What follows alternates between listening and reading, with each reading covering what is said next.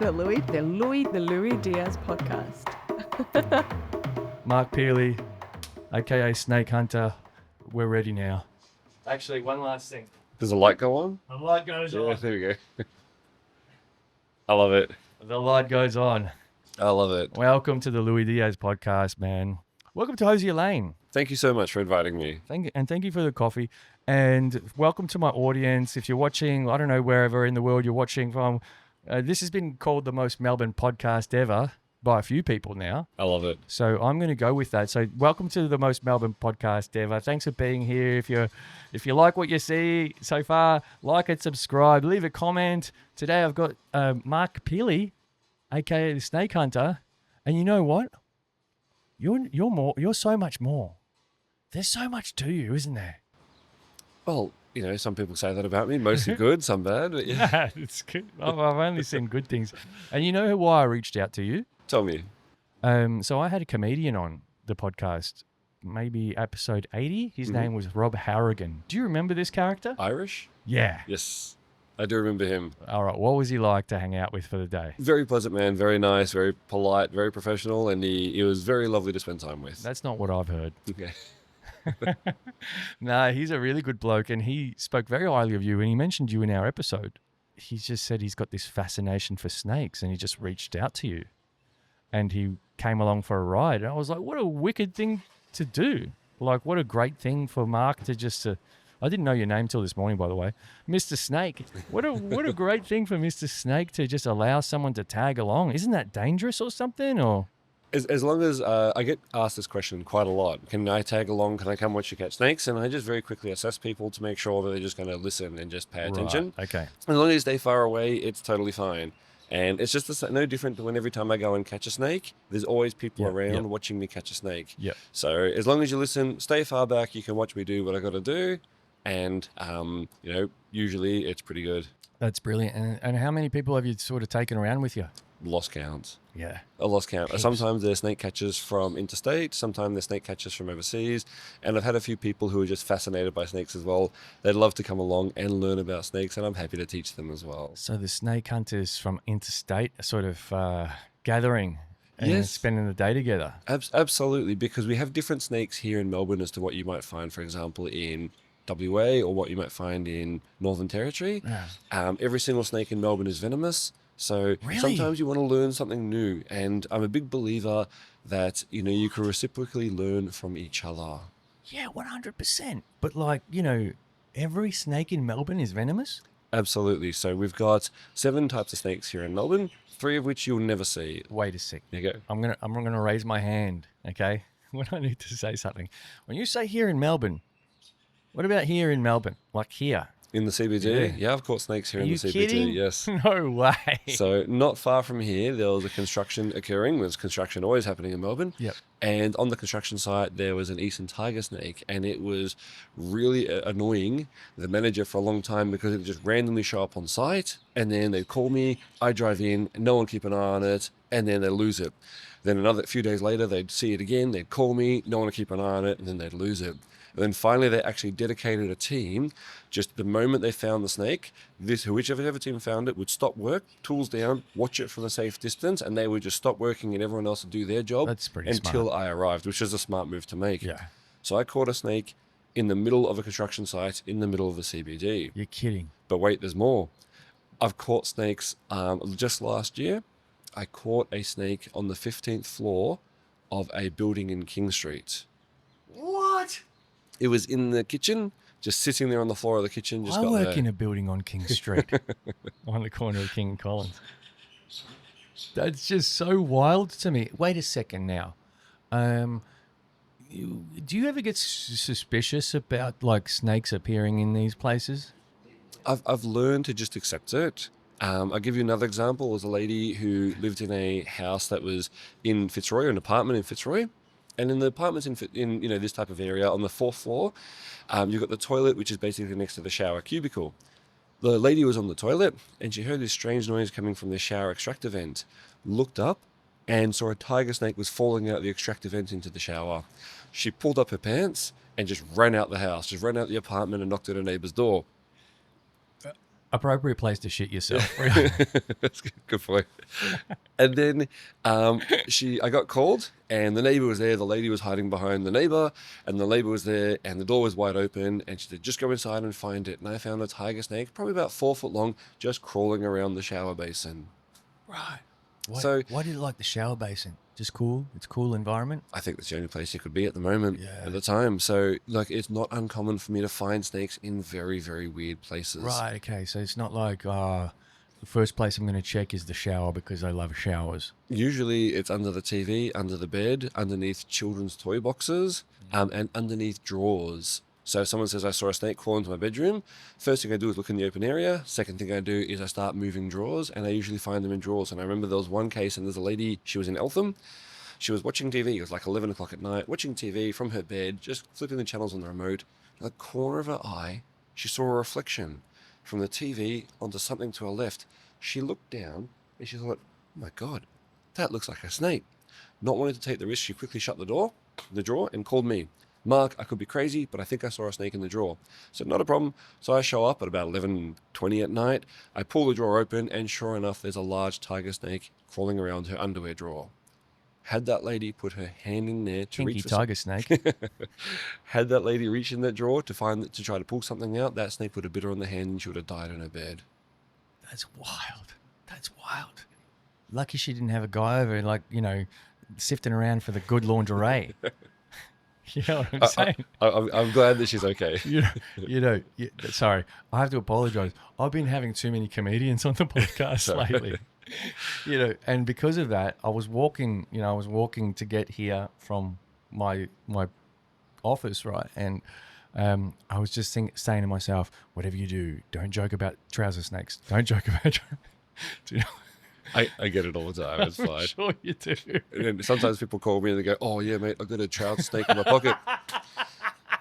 And I say to them, "Well, you're in Melbourne." They go, "Yeah." And I say, "Well, Melbourne snakes are all venomous." "Yeah, that's right, it's venomous." And I say, "The thing about venomous snakes is they're much smaller than what you think."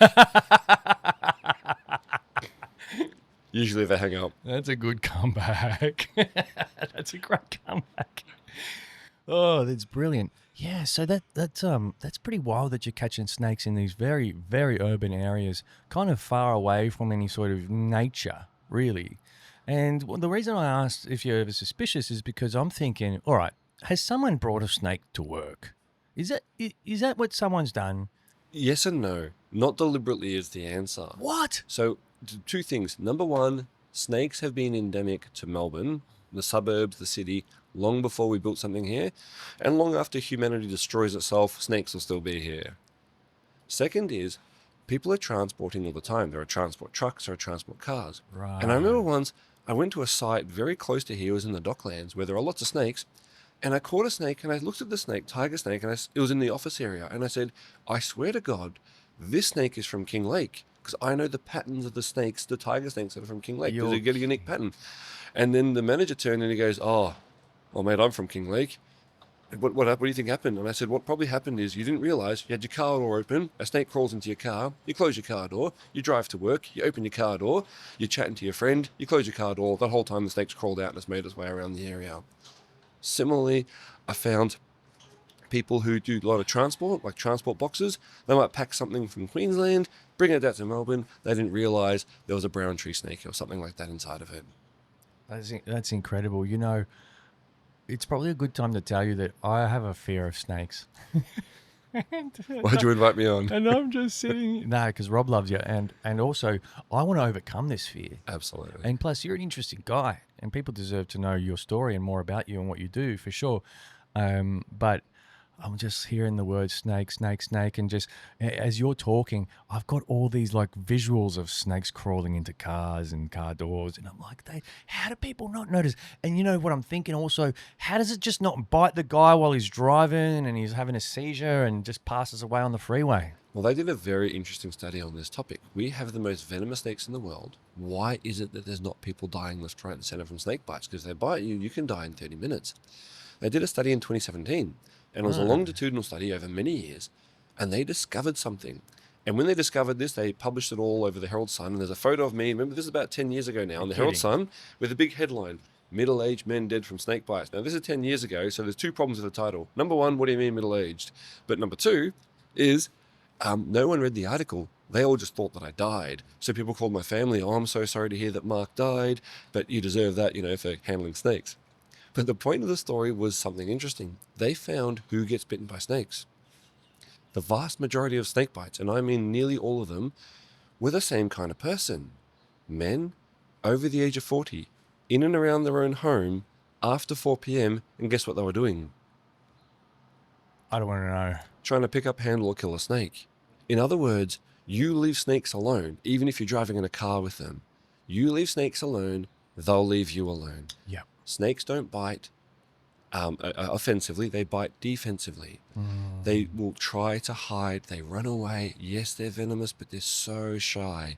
You leave snakes alone, they will leave you alone. And that's why we don't have huge numbers of snake bites all over Melbourne. That's interesting. Yeah, because I was like, I'm ticking that box, male, over 40,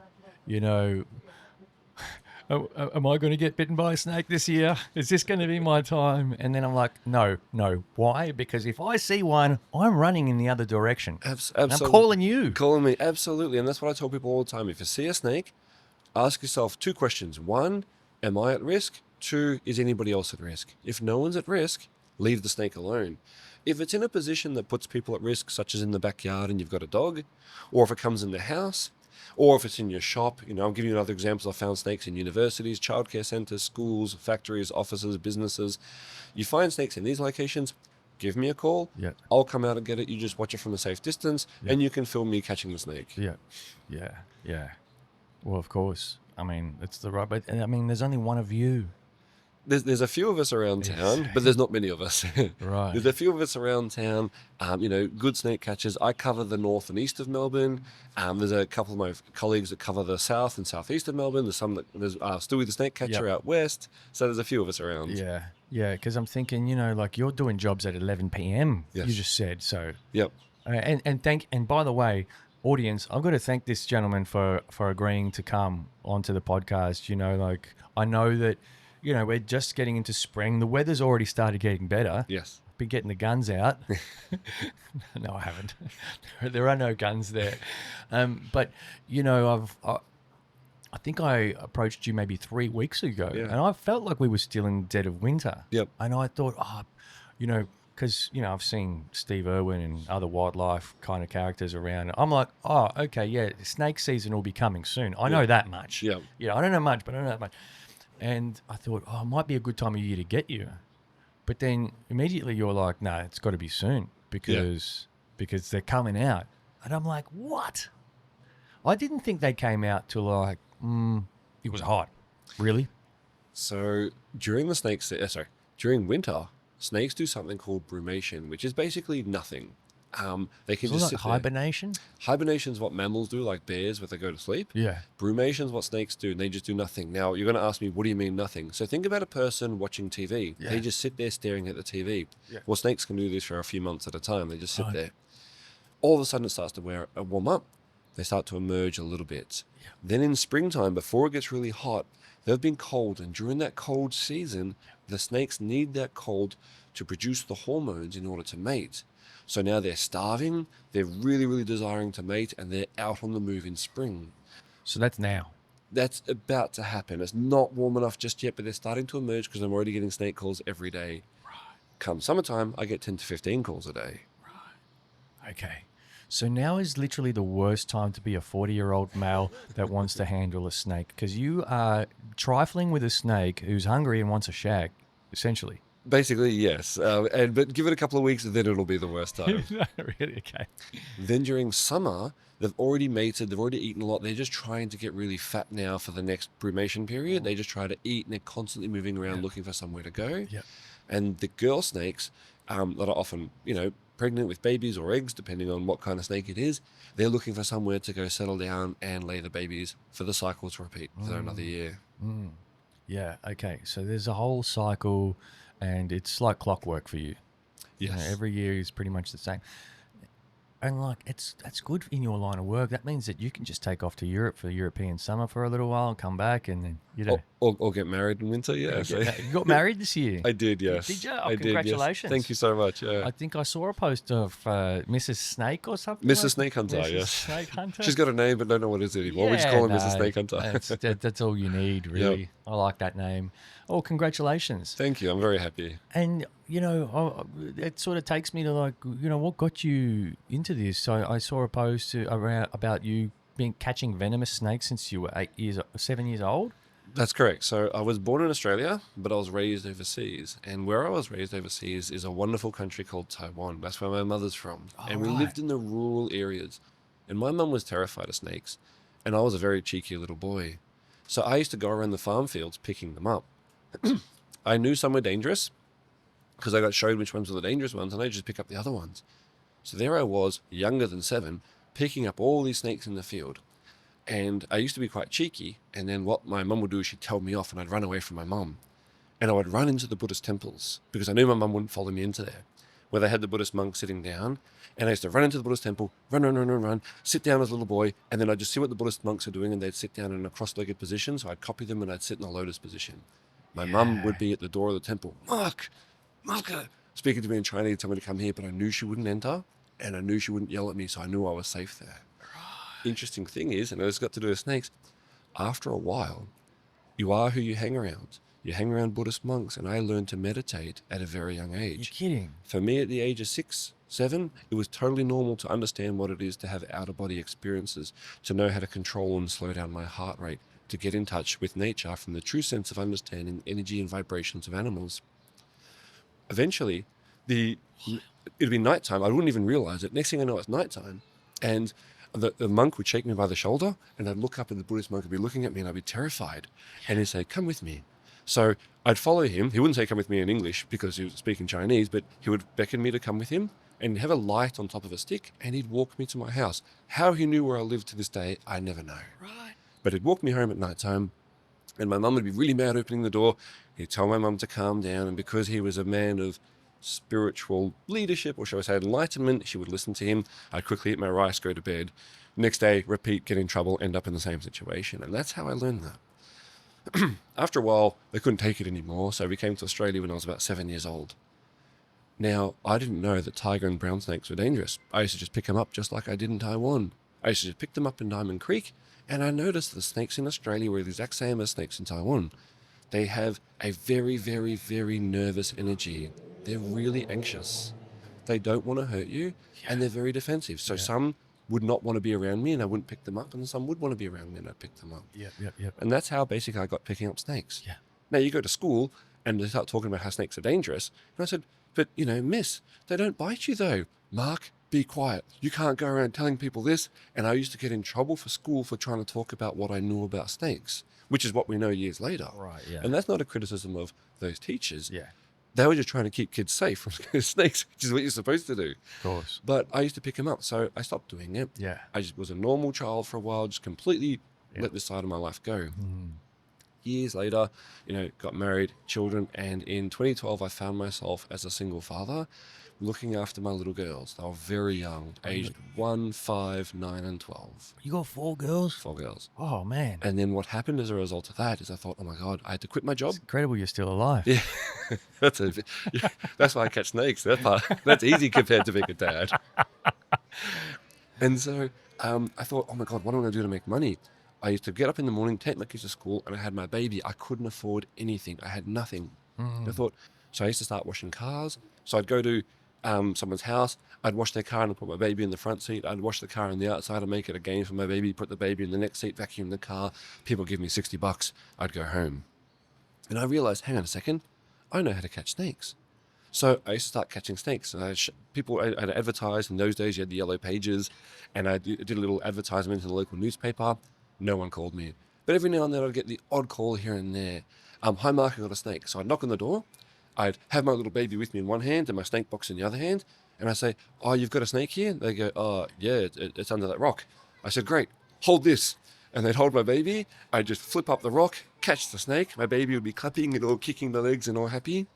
I'd capture the snake into the box. I'd get the money and I'd walk off with the snake in one hand and the baby in the other.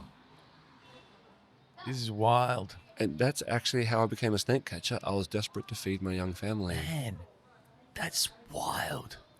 That's like the craziest story I've heard. It's Definitely. I look back and I'm so glad that my youngest daughter, her name's Eliza, I'll call her Ellie.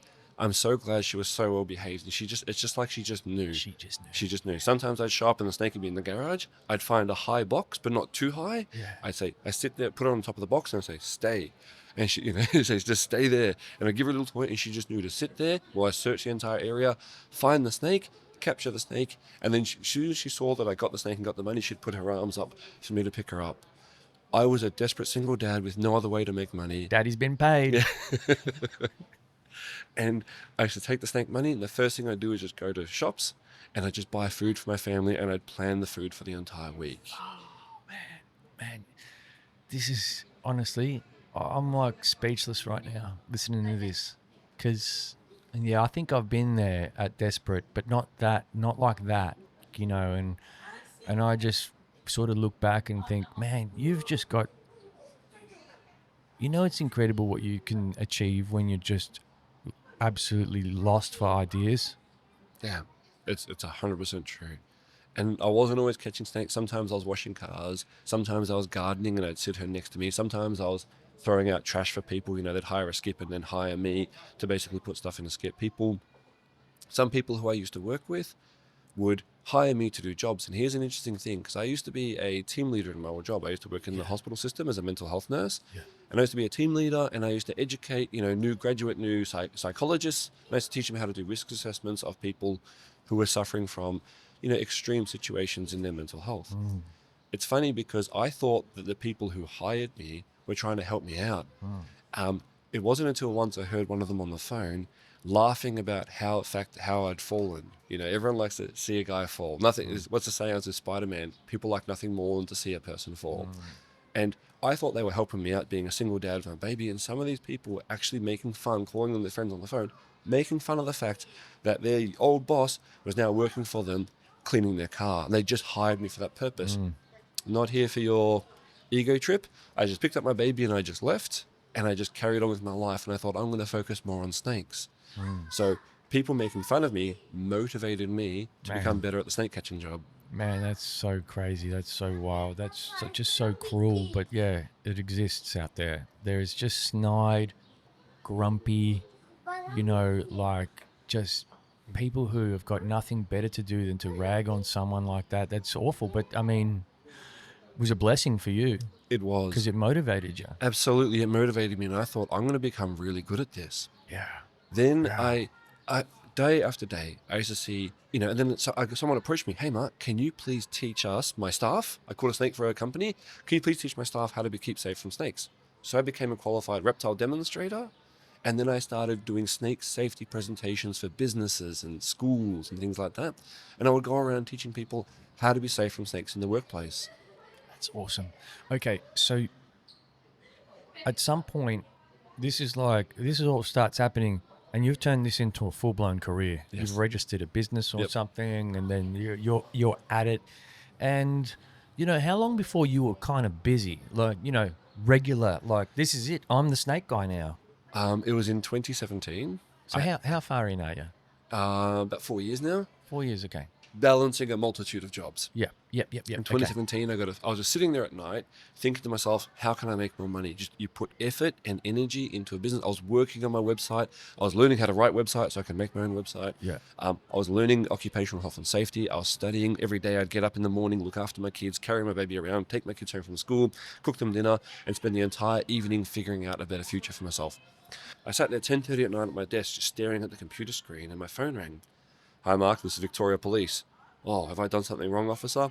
Actually, no. We need your help. Can you please attend this address? There's a snake bite. We need you to get there straight away because the ambulance service cannot look after the patient because the snake's between him and them. I said I can be there in 10 minutes.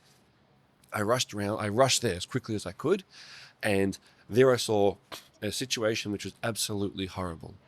What basically happened was there was a young boy who suffered from some kind of disability. He was playing with a tiger snake in his own home, not knowing it was dangerous because he had a disability. The tiger snake was biting him on the foot. The father walked into the room and said, oh my God, drop it. So what the kid did was threw it at the father's feet and ran off. The father just naturally jumped in the air, but what goes up must come down, and he landed right next to the tiger snake, which then bit him on the foot.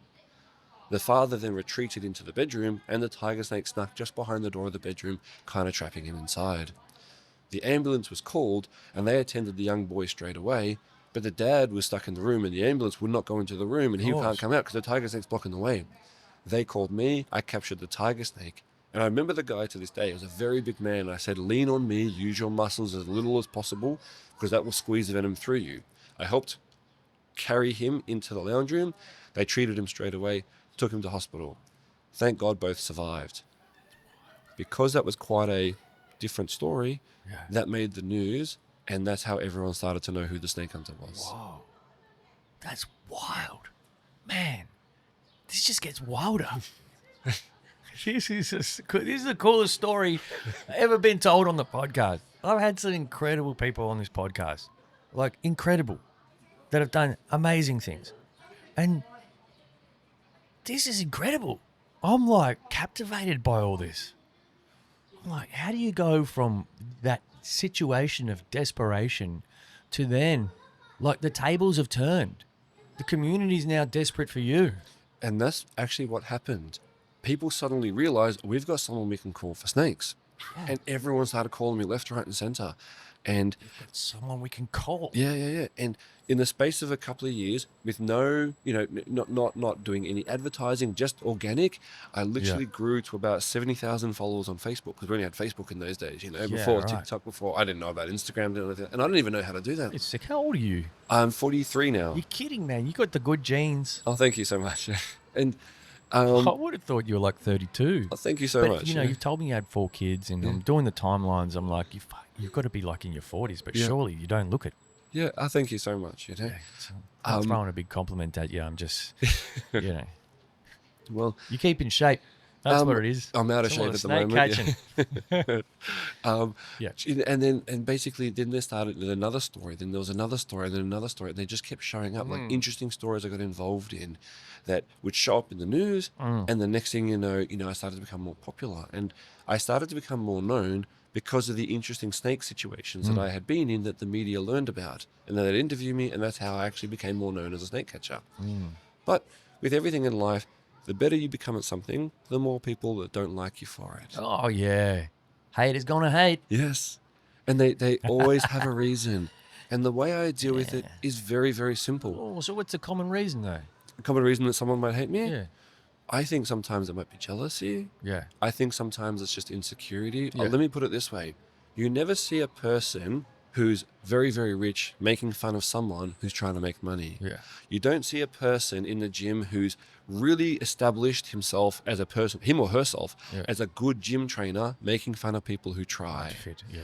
The only people who criticize you, or my father used to teach me, you never criticize by those doing more than you. Yeah. Yeah.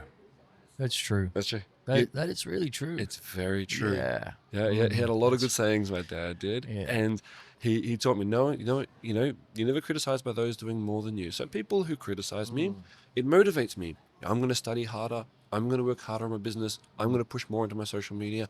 I'm going to focus more on my family. I'm going to make myself a better person, because you need to rise above anyone who's got something to say. Yeah. Well, but it's and the reason I ask, like, is it's a pretty noble community service. Yeah, yes and no. You know what I mean? You are saving people from potentially being in serious harm, like seriously harmed. Well, I'm also saving a lot of snakes from being seriously harmed as well. And dogs. But I don't know if you've got any snakes in the haters column. You know what I'm saying? Yeah. I'm talking about the people, and staying on that thread of the haters for a moment. Yeah. It's like, how could you judge a man for like doing what he does when it so clearly has a positive outcome for both parties, the snake and the person? Oh, like you said, haters just going to hate. Some people, they just do that, just got the reflection of themselves. Is it a conservationist? Do any of them come from a conservation, like a very, radical conservative conservationist? Yeah, like they're like, oh, you should leave the snakes alone because they just, they're just trying to be. Some of them, yes, but and there's not many. Remember, there's not many. There's always a You've few. got a lot of followers. I do have a lot of followers. Most people support me. Yeah. When I got bitten, the vast majority of it was just support. You got bitten. Yes, I did. Yeah.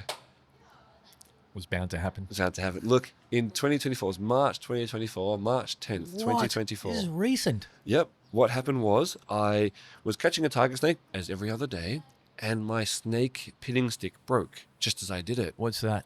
So when I go to catch a snake, I've got my hands, which I usually catch the snake with, the hook, which I hold the snake on so people can take a photo, and a pinning stick, which is basically just like a window squeegee mop, just a soft bit of sponge that's flat, that if the snake's moving away really fast, I can pin it just for a second so it doesn't hurt the snake, so I can go grab the tail. My pinning stick broke as I went to get the snake, so there was nothing pinning it in place, and it bit me right on the index finger, right on the vein. It's too cold to see now, but right there. The problem with a tiger snake biting you is you've got about half an hour before you can die. The venom typically travels through your lymphatic system, which is basically the fluid system. I had the very unfortunate circumstance of it biting me directly onto the vein, so I went straight into my blood system. So when it bit me, I finished catching the snake, got there for a job, secured the snake, and I called 000. I walked to the car with my dog who helps me catch snakes, and I started bandaging myself straight away on the phone to 000. The homeowner, who's a lovely person, but their personality wasn't very conducive to a first aid environment, I realized that it was not right for me to be there, and I was only 2 minutes from my home. At my house, I had 3 people that I had specifically trained in first aid who I knew could keep me alive. Because it bit me on the vein and not the lymphatic system, I had seconds to decide what I was going to do in the next few minutes before I collapsed. And I realized I needed to be kept alive, so I actually drove the 2 minutes to my home with one arm completely bandaged, nice and still. And then I pulled the car into the driveway, saw the shade of a tree, laid down in the shade of the tree, called my daughter on the way, like I obviously called 000, called my daughter on the way. I looked up at the blue sky, and that's almost the last thing that I remember. That was it. You were out. I was basically I was out, and then I came back, and then I woke up, and I kind of woke up again, and I saw my daughter, I saw my friend Craig, I saw people who were helping me at the time, and I thought to myself, I remember thinking to myself, I think I'm going to die now. I really thought that. The pain of a tiger snake bite, people ask me what it feels like. You ever touched an oven? You burn your finger, oh, that's hot. Yeah. It's that feeling, but you can't pull your hand away. The venom just travels through and it burns. Burning. And I remember just in that moment, I was struggling to breathe. I was sweating. My face was red. I was really in a lot of pain. My head was killing me. I was feeling like I was going to vomit.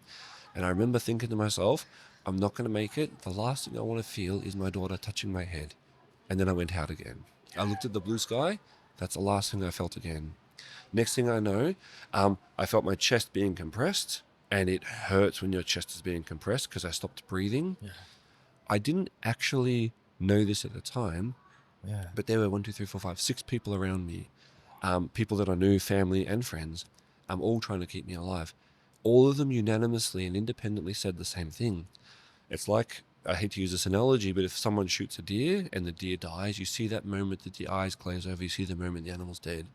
They all said they saw that happen to me twice. Oh, man. Where I just went. Yeah. And then, I got brought back. The ambulance was there very fast. They kept me alive. They just kept going, kept giving me oxygen, rushed me to hospital. In hospital, it was, extremely pain. I was in incredible amounts of pain. I could not articulate how much pain that I was in at that time. Most painful experience of my life. Again, I was in and out of consciousness. They were giving me anti-venom, and they put me in the short stay unit. As in the short stay unit, I remember I had my hand next to the nurse's buzzer, and I could feel myself slipping again because I know what it feels like to start to die. I went to go reach for the nurse's buzzer, but I didn't have the strength to do so, and all I did was knock it to the ground. I don't know what happened next, but the nurse explained to me. They couldn't rouse me. Someone realized something was wrong. They did an emergency met call. They couldn't rouse me. And you know that scene like in movies where a patient's been brought through in a gurney and someone's on top trying to keep them alive? Apparently that what was happening as I was being transported back to emergency. Trying to resuscitate Trying to resuscitate me. They gave me another bag of anti-venom, chucked me into the the ICU. And then I was there in hospital for about 7 days. Man, you're lucky to be alive. I am so lucky to be alive. I just got to do a sense check.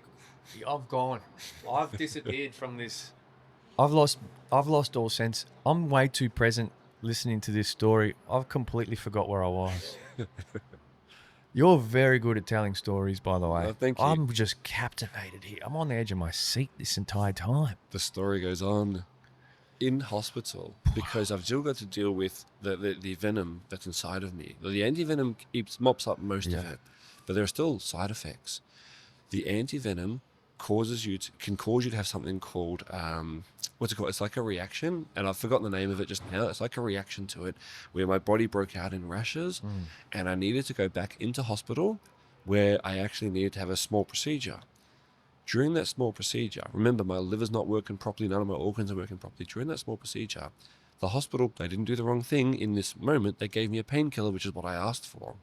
Then another nurse gave me another painkiller. I'm not sure if the two communicated with each other, but I got double dosed 2 different painkillers. When I was laying down at the end of the small procedure, I had my hand on the nurse's buzzer. I knew this time. And I remember looking at the curtains thinking, something's wrong. I pushed the nurse's buzzer, and all the words that I remember being able to get out were oxycodone and tramadol. I said, I think I'm overdose, abreaction. Like, I couldn't say more than that. And I remember the nurse saying to me, no, you didn't, Mark. You didn't get this drug. But the nurse didn't realize that another nurse had given me both drugs. Like, each nurse independently gave me the drugs, and I thought that this is what I was supposed to take. And what actually happened was I actually had an overdose, an inadvertent overdose to the medication that the doctors gave me. I remember nothing else after that until all of a sudden I felt this very cold sensation in my left arm. And I suddenly opened my eyes and I kind of woke up and I sat out of bed. My name is Dr. So-and-so. You're in the Austin hospital. You've just had an overdose and I've just given you Narcan. I said, oh, thank you very much. Which hospital am I in, sorry? You're in this hospital. And I said, okay, what was my name again? And they said, your name is Mark. And then they started to ask me, do you know where you are? And I said, you told me you're in this hospital. What's your name? I said, you told me your name is Mark. What day is it? I said, I don't really know. I said, then they started asking me questions. I don't know exactly what happened. Maybe it was the not having enough oxygen to my brain, not breathing, or the events of the overdose, the combination of the overdose and the snake bite, the neurotoxins and the snake bite. I actually developed total retrograde amnesia, as in amnesia of everything from my past from before that moment. They told me, don't worry, your family's coming in soon. So my family came in to see me, and it was my second daughter, Aisha, who figured it out. She was talking to me, and I knew these were my children, because I told these were my children, but I didn't want to upset them, letting them know I didn't know who they were. So I just pretended everything was okay, and my second daughter figured out, Aisha, you don't remember us. You don't remember. She spoke to me privately. You don't remember? I said, I don't remember anything, honey. I don't know anything. And she goes, it's okay. So when I went home, she got the photo album, and she showed me my life from the beginning. All over again. What? Yeah. Are you kidding? She showed me my life from the beginning, all over again. And have you developed some memory? Yes, I've got most of my memory back again. Yeah. But over the few months actually, I actually had to relearn who my children were, who my mum was, hard things I went through in my life. Yeah. I had to go through the emotions all over again. Oh, man. Whoa. Had to learn who my friends were. At first, I didn't trust anyone. Yeah. I did not trust anyone except my children. Apparently, these people are my friends, and I'm like, really, am I friends with you? I didn't know what to believe because everything's new. You become afraid, so you start to just protect yourself. And then over time, I watched movies again that I've seen before. They're my favorite movies. I get to watch them for the first time. And then slowly my memory come back. Things would trigger my memories. I started to get flashbacks. I saw a psychologist about it as well. And slowly, I got my memory back. Yeah. Over a couple of weeks, I got this message on my phone. Well, if you don't want to talk to me anymore, if you don't want to talk to me anymore, you could have just let me know. I had some important things to say to you. Thinking, what the heck is this? So I looked through the messages and I'm like, I think I'm dating this person. It turns out that the person who I just started seeing before the snake bite doesn't watch the news. And because I never reached out to her, she had no idea what happened to me. And she just thought I was ghosting her. So I thought, how do I explain this situation? And I thought, the only way you can do it, just with total honesty. No matter what happens, at least I was honest. So I organised to see her again, and I sat down, and I knew from the messages it was her birthday during the snake bite, the whole series, and I missed her birthday completely, and I knew that I'd avoided her for like a few weeks. So then what I said was, I said, look, come meet me, and then we'll just see how we go. So I bought her a gift for her birthday, because obviously I dated her sometimes, so obviously she meant something to me. And I bought her a gift to say goodbye, because I thought no one's going to believe this story. Sat her down, and I said to her, look, you're very beautiful, and I can tell that we like each other a lot. Well, I can actually tell I'm in love with you, but I actually don't remember who you are. And I explained to her the entire situation. She looked at me for a bit. She said, well, I look forward to making you fall in love with me all over again. And then we started dating from the very beginning. We started dating from the very beginning again, started from very scratch. And then this year, in May 31, she actually became my wife. We're 41 minutes in, and you've just made every single person listening to this podcast cry. I'm just about to well up. Yeah. I'm just about to start crying because, like, it's just too much. It's too much, Mark. Mr. Snake, it's too much. It's too incredible. It's too beautiful. You know, it's too surreal. To connect all the dots, and the whole time you're thinking it, you're talking about this chapter of your life. I'm just thinking back to the little boy who used to run into the Buddhist temples, and just thinking what training you had. What a gift. Yeah, the Buddhist monks taught me to connect with the energy of animals. I used that to help me catch snakes. I didn't actually have skills or formal training or anything. Yeah, I did the official snake catching course, which teaches you the rules about snakes, which takes a day. It doesn't teach you how to catch snakes, though. And I used my background to help me catch snakes because I was in a desperate situation. That allowed me to be in situations where I became more popular because they were quite unique situations. And also, because it caused me to actually lose my memory, which caused the person who was the love of my life to actually step up and show why it is that, we should be together. And then after that whole story, managed to get married. Yeah, it's just a beautiful story. It really is. It's kind of, I'm lucky to be sitting here with you, Feelings mutual. Yeah, it's like, to know how close you came, and twice really, that second, unfortunate, at least you were in a hospital. Yes. When it happened, but I was like, what have I got in my pocket, actually? Oxycodone? Yeah. That's right. It was the only painkillers I had left because I've torn a rib muscle. Oh, that's painful. That's hard. Yeah. Yeah. So I'm like, I'm going to need these today. Yeah. And I'm like, didn't realize you could OD on these things. So not many people can. I just have this unique reaction in my body where you combine tramadol and oxycodone at the same time, and it caused me to have a NAB reaction. But I'm not sure if it'll still happen today, because at the time my liver, which breaks down these drugs, was so compromised. So it could have actually been that. Yeah. The combination of the snake bite and the two drugs. 100%. Yeah. I mean, like, you've been through the wars in a week. You've been bitten by a tiger snake.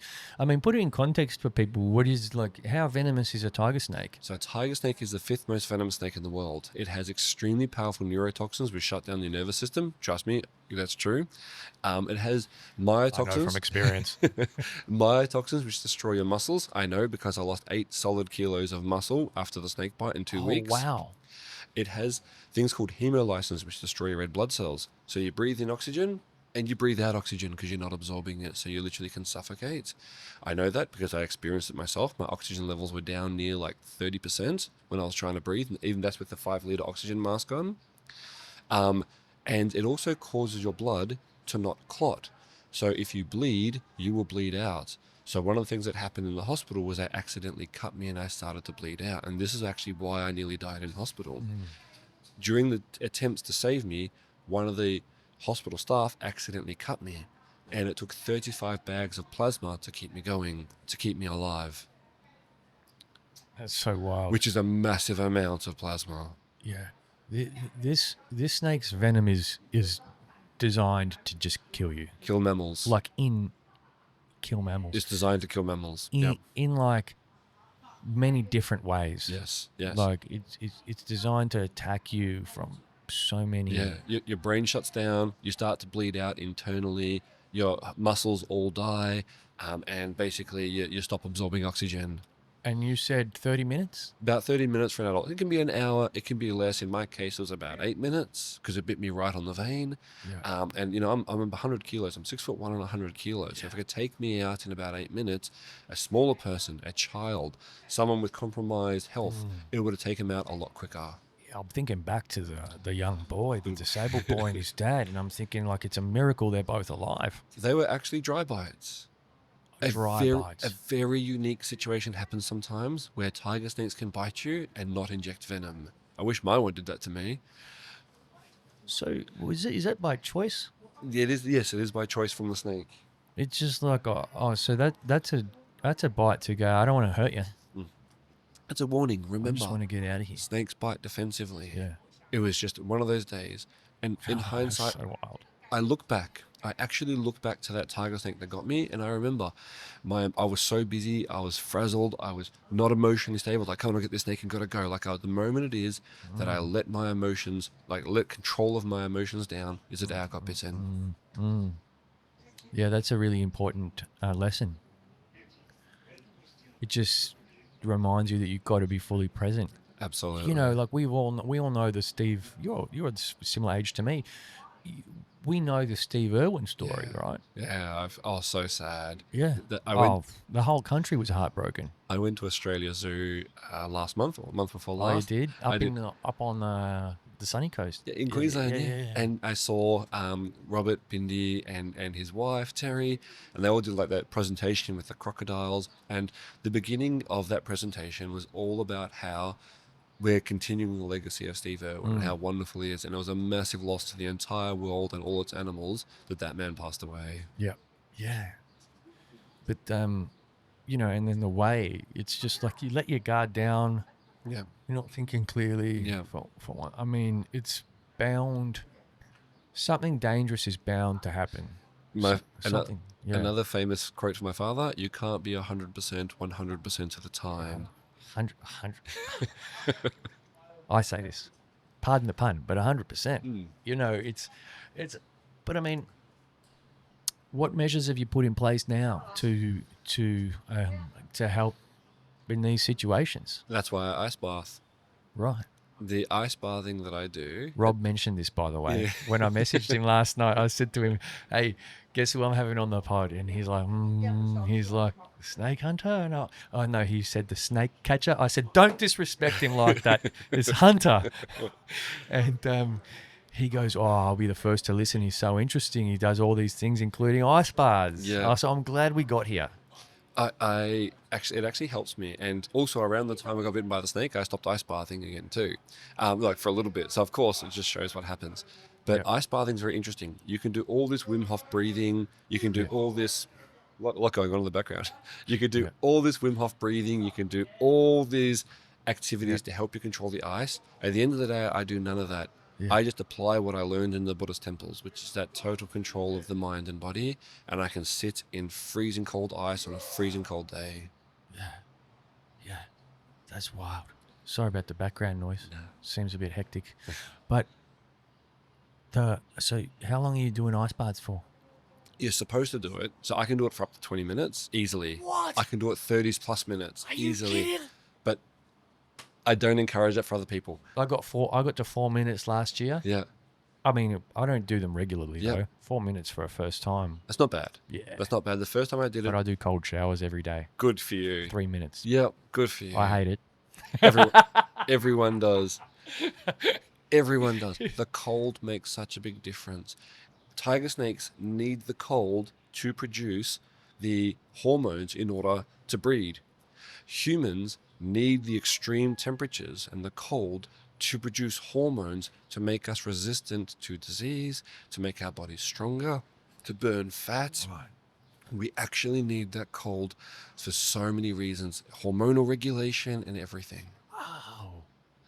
Recovery. Right. Okay. It will help you with your ribs, your torn muscles. Well, it doesn't hurt in the shower. Yeah. Yeah, it only hurts when I'm sitting down, weirdly. Yeah. Oh, because I'm hunched over. Yeah. I think it's a tear in the back here. Yeah. But yeah, I was just like, I started the cold shower, started Wim Hof, and the breathing. You talked about the breathing. Let's talk about that. Yeah, sure. So I got into Wim Hof maybe 6-7 years ago. Yep.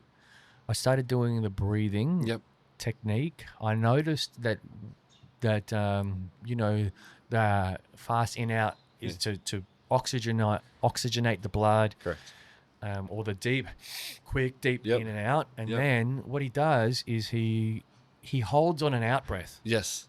And I think most people I was observing in like these yoga classes were like holding in. And I yes. was like, no, that's cheating. Yes. I was like, you got to exhale out, but don't forcefully exhale out. Yep. Just kind of like let it fall out. Yep. And then when it's kind of just falling out, then hold. I got to 3 minutes on an out breath. Yep. And I was like, mind blown Yeah. that you could hold your breath for that long. And what's interesting, and I notice you do it even subconsciously without even realizing it. We use the word hold, and I use the word relax. Just don't do anything. Just don't move your muscles and keep don't Relax. breathe. Just relax. That's such a different mindset, isn't it? Yeah. Absolutely. And so it's the exact same in the ice bath. So people ask me how I do it. I don't fight the ice because the ice is stronger than me. I relax. That's so funny. You accept you're going to be cold. Yeah, that's so true. I was thinking that this morning in the shower. I was like, don't fight it. Don't fight it. It's such an interesting metaphor for society, really, isn't it? You know, the newspapers are always telling people, well, we got to fight cancer, and we got to fight this, and we got to fight Palestine, Israel, and, we got to fight everything. And I'm like, what's all with all the fighting? Who's going to when are we just going to learn to just relax? It's a shame. I grew up, like I said, I grew up in Asia and Australia as a third cultured kid. I love that term, third cultured kid. Likewise, I was born in Venezuela, brought here, and I was introduced to this term, third cultured kid. Third cultured kid, Yeah. It's a wonderful term for people who basically grow up across different cultures, or at least two or more cultures. And you can't have the total approach of the West where everything's hustle and bustle, CBD, drink your coffee, run on caffeine, and in the evening run on alcohol.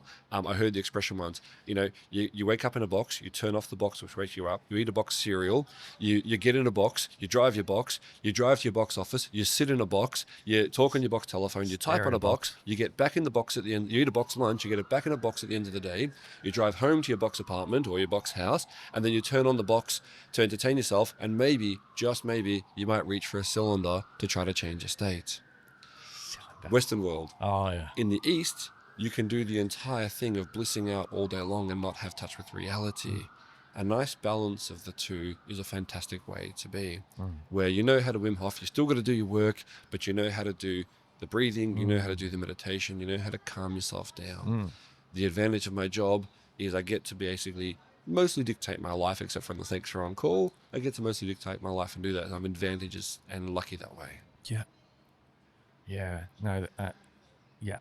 I think it's just like, I think about this sometimes, like I went to see a clairvoyant once, told me about my future.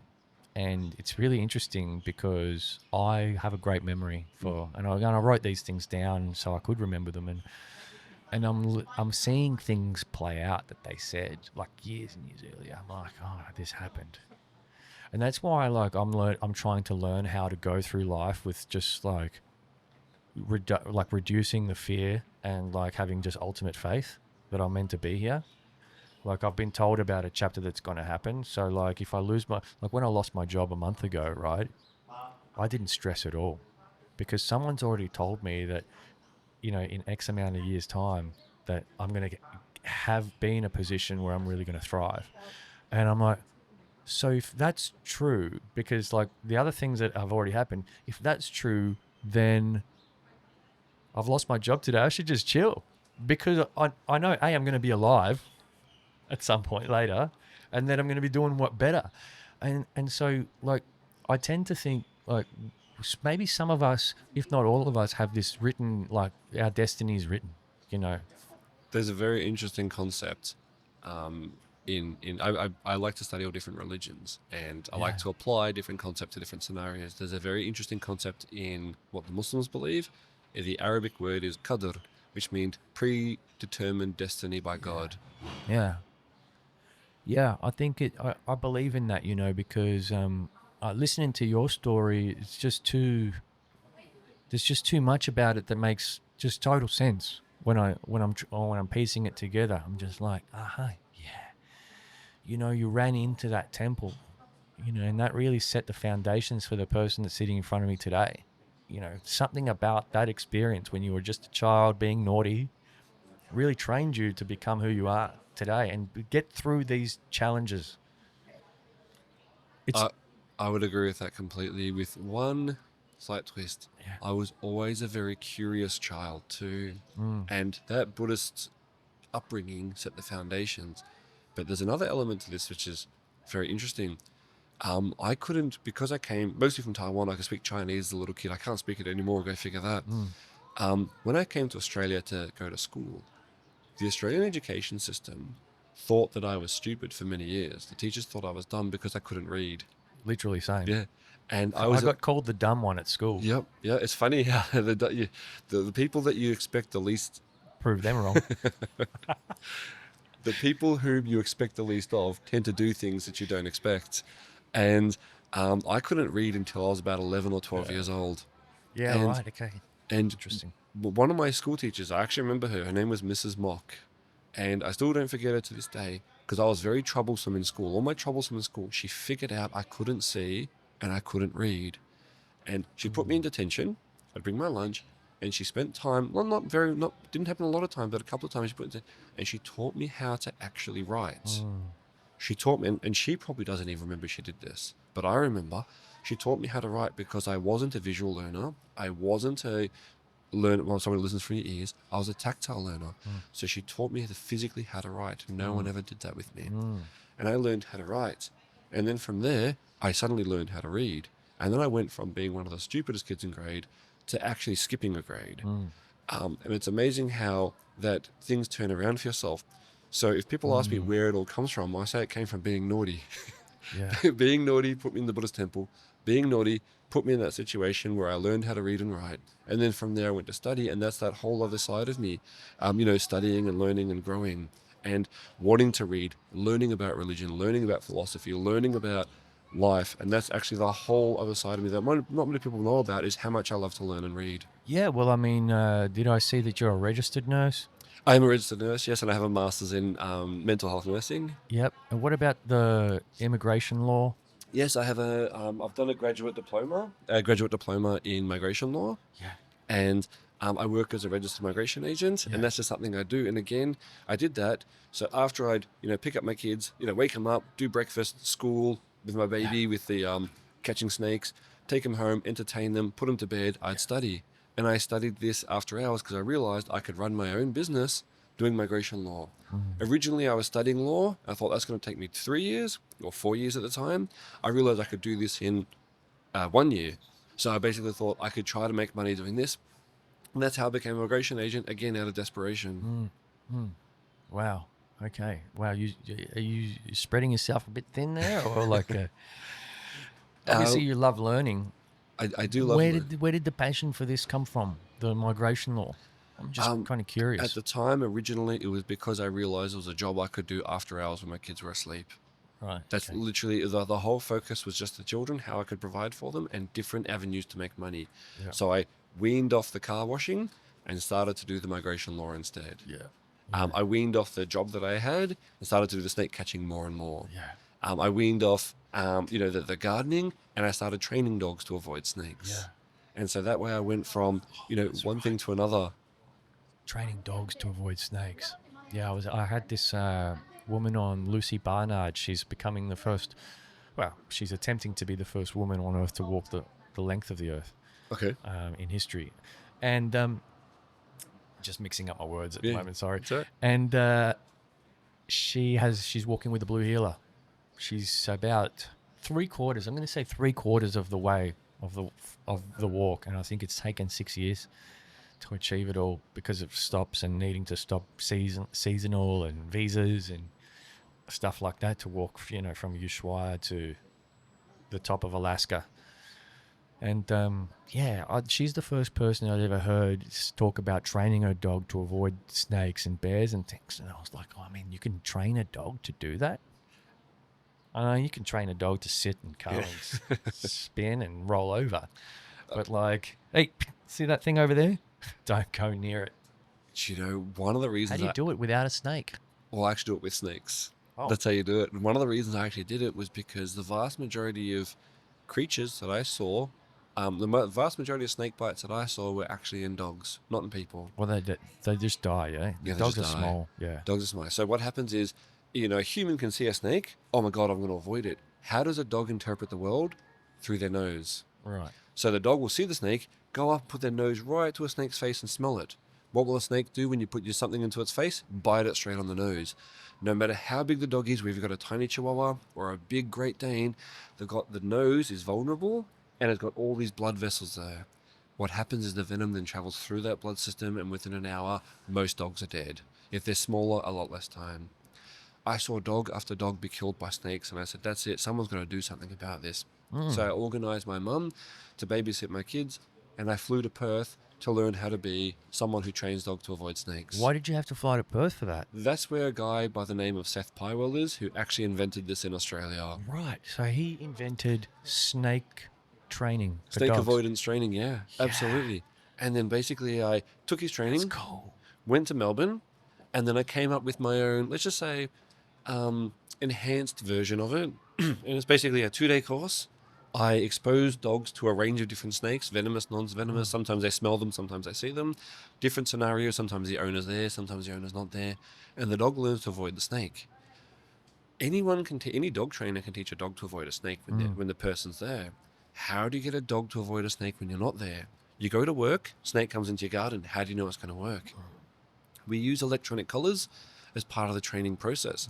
Now, electronic collars, many people get very, very concerned. What does that mean? You're shocking a dog? Have you ever been to a physiotherapist and use a TENS machine? Is that the one where they put the little pads on you and it's an electronic thing and Yes. it makes your muscles twitch? That's I exactly love it. When the physio walks out of the room, Yeah.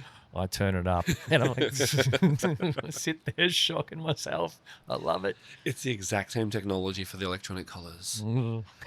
Sorry. That's all right. Like every tool in the world, it can be misused, and some people do misuse them. Right. And that's bad. Oh, But yeah. Sorry. I can use them. We weren't supposed to make jokes out of this. No, that's okay. It's all good. But you're exactly the right technology you're talking about. And I use electronic collars. The dog sees the snake, gets a little stimulation from the e-collar. The dog's like, what the heck was that about? Oh, it was a snake. Zap. Oh my God. Snake, zap. If I don't look at it, I don't get zapped. And so when the dog's walking, all of a sudden in the next situation, sees the snake, it suddenly turns away, looks away, and turns away. So the dog develops what's called, we're using negative reinforcement, and we're teaching the dog, basically whenever it sees a snake or smells a snake, to move away from it.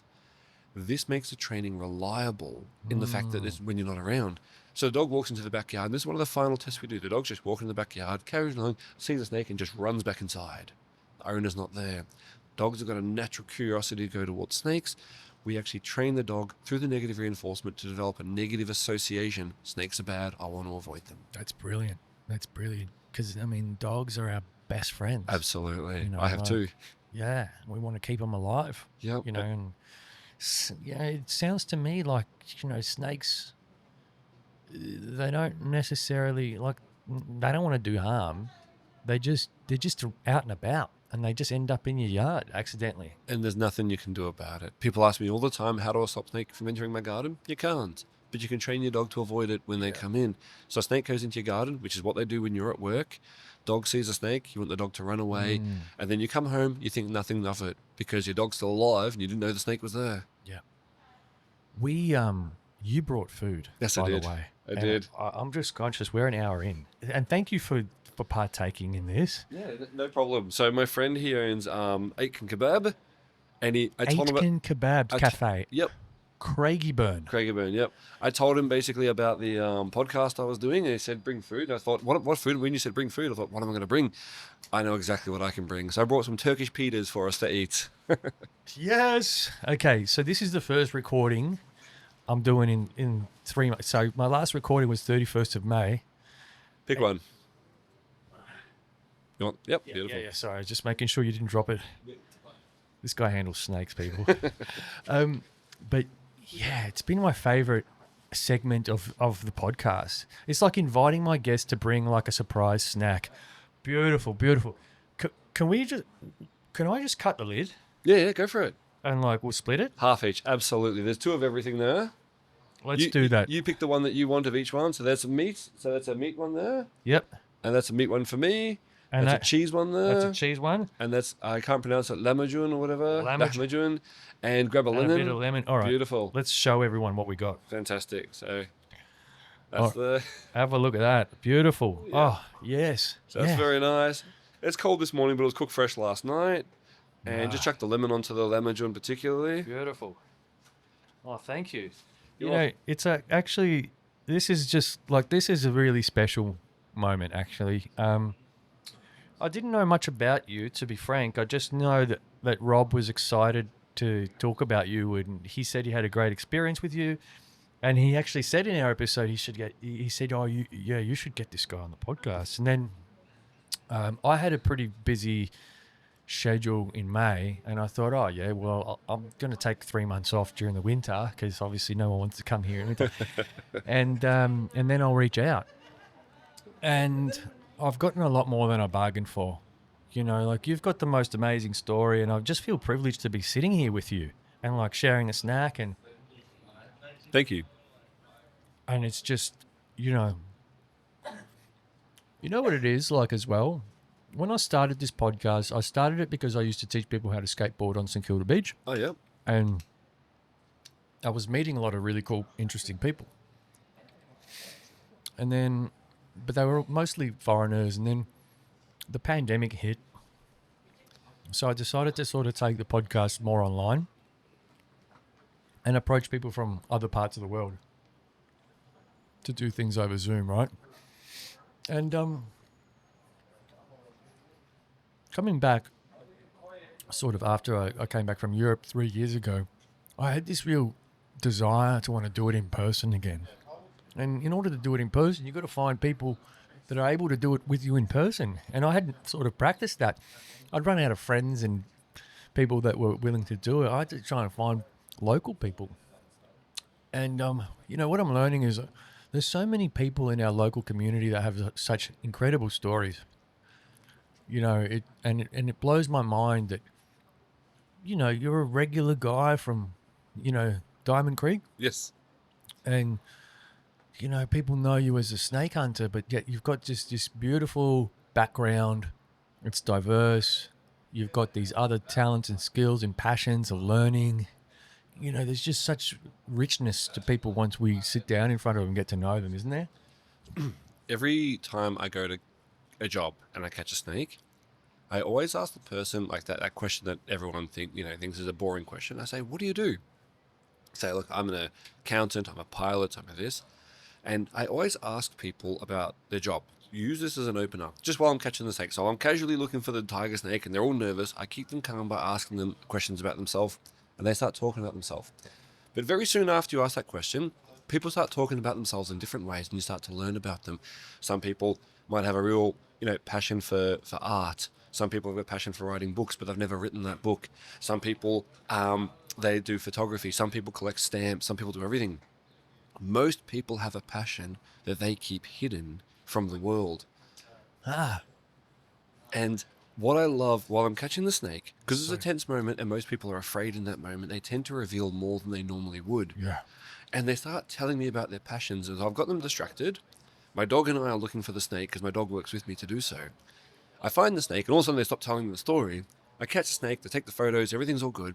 And then I turn to them, get paid, and then I turn to them and I go, hey, can I see some of your artwork? Or can I see that book you... Oh, and they're always a bit nervous. Oh, yeah, well, I'm not really, I wasn't really focused when I was writing this. And, it's like that. And they show me some pages or something they were trying to work towards. And then I try my best to inspire them in that moment. I say, do you know why I became a snake catcher? I say, I turned my passion into my profession, and I don't go to work every single day. And I would love for you, when you finish that book, or even if you just do a chapter of it, can you send me the chapter, and I'd love to see it. And what I've learned in my job is exactly what you're learning in your job, that there is so much more to people than what you see, but most people hide it. Or most people think that someone's not interested in them. But the most interesting thing about people is when you see their passions, that's when you see the real person.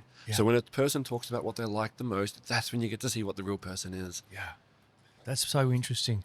You know, like, it's really profound. I think there's a book in you as well. You know, come to think of it. I'm writing it. You are. Yeah.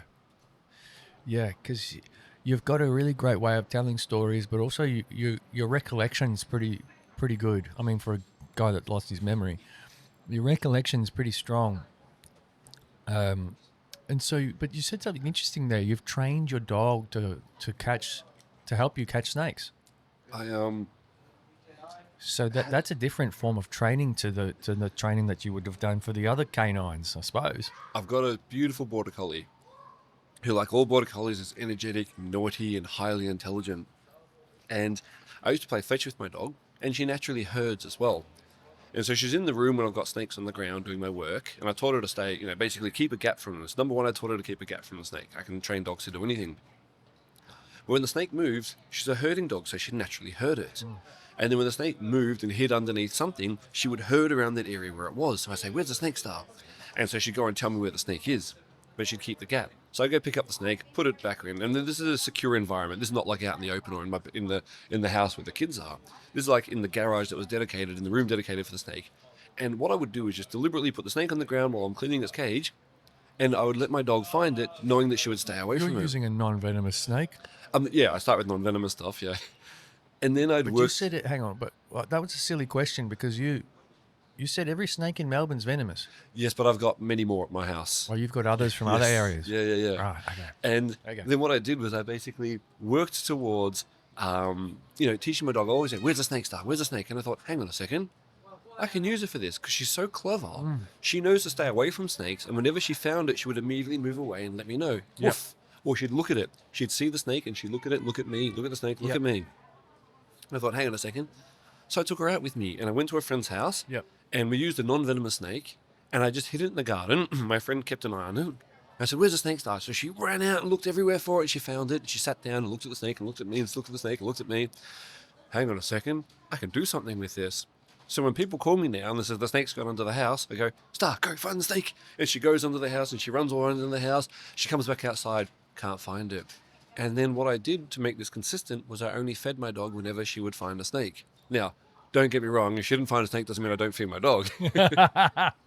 But she got a reward. that's where she got her rewards. So for her job, her excitement in life, she'd sit there, in front of the heater or in front of the air conditioner in summer, just laying there. She'd see me doing stuff, she'd open her eyes and look at me, man, not doing much.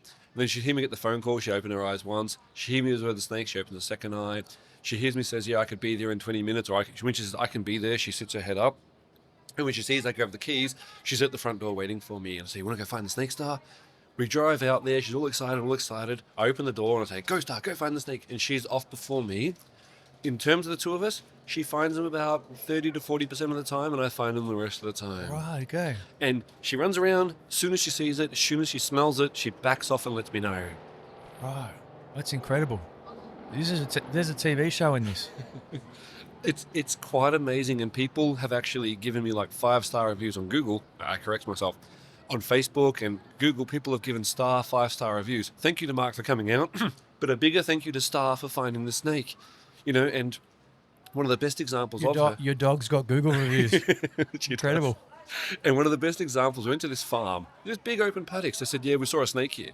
Like, why would you bother? It's a paddocks, you saw a snake. And I said, Snake, go find the snake. So she ran around looking for it, couldn't find it anywhere.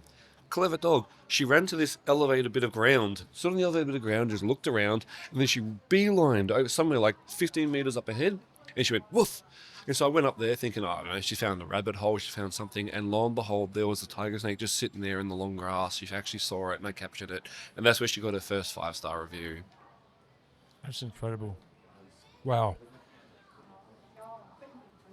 And she's been my best friend, yeah. That's just... This guy takes his kids to catch snakes. No, it's a family affair. It's a family affair.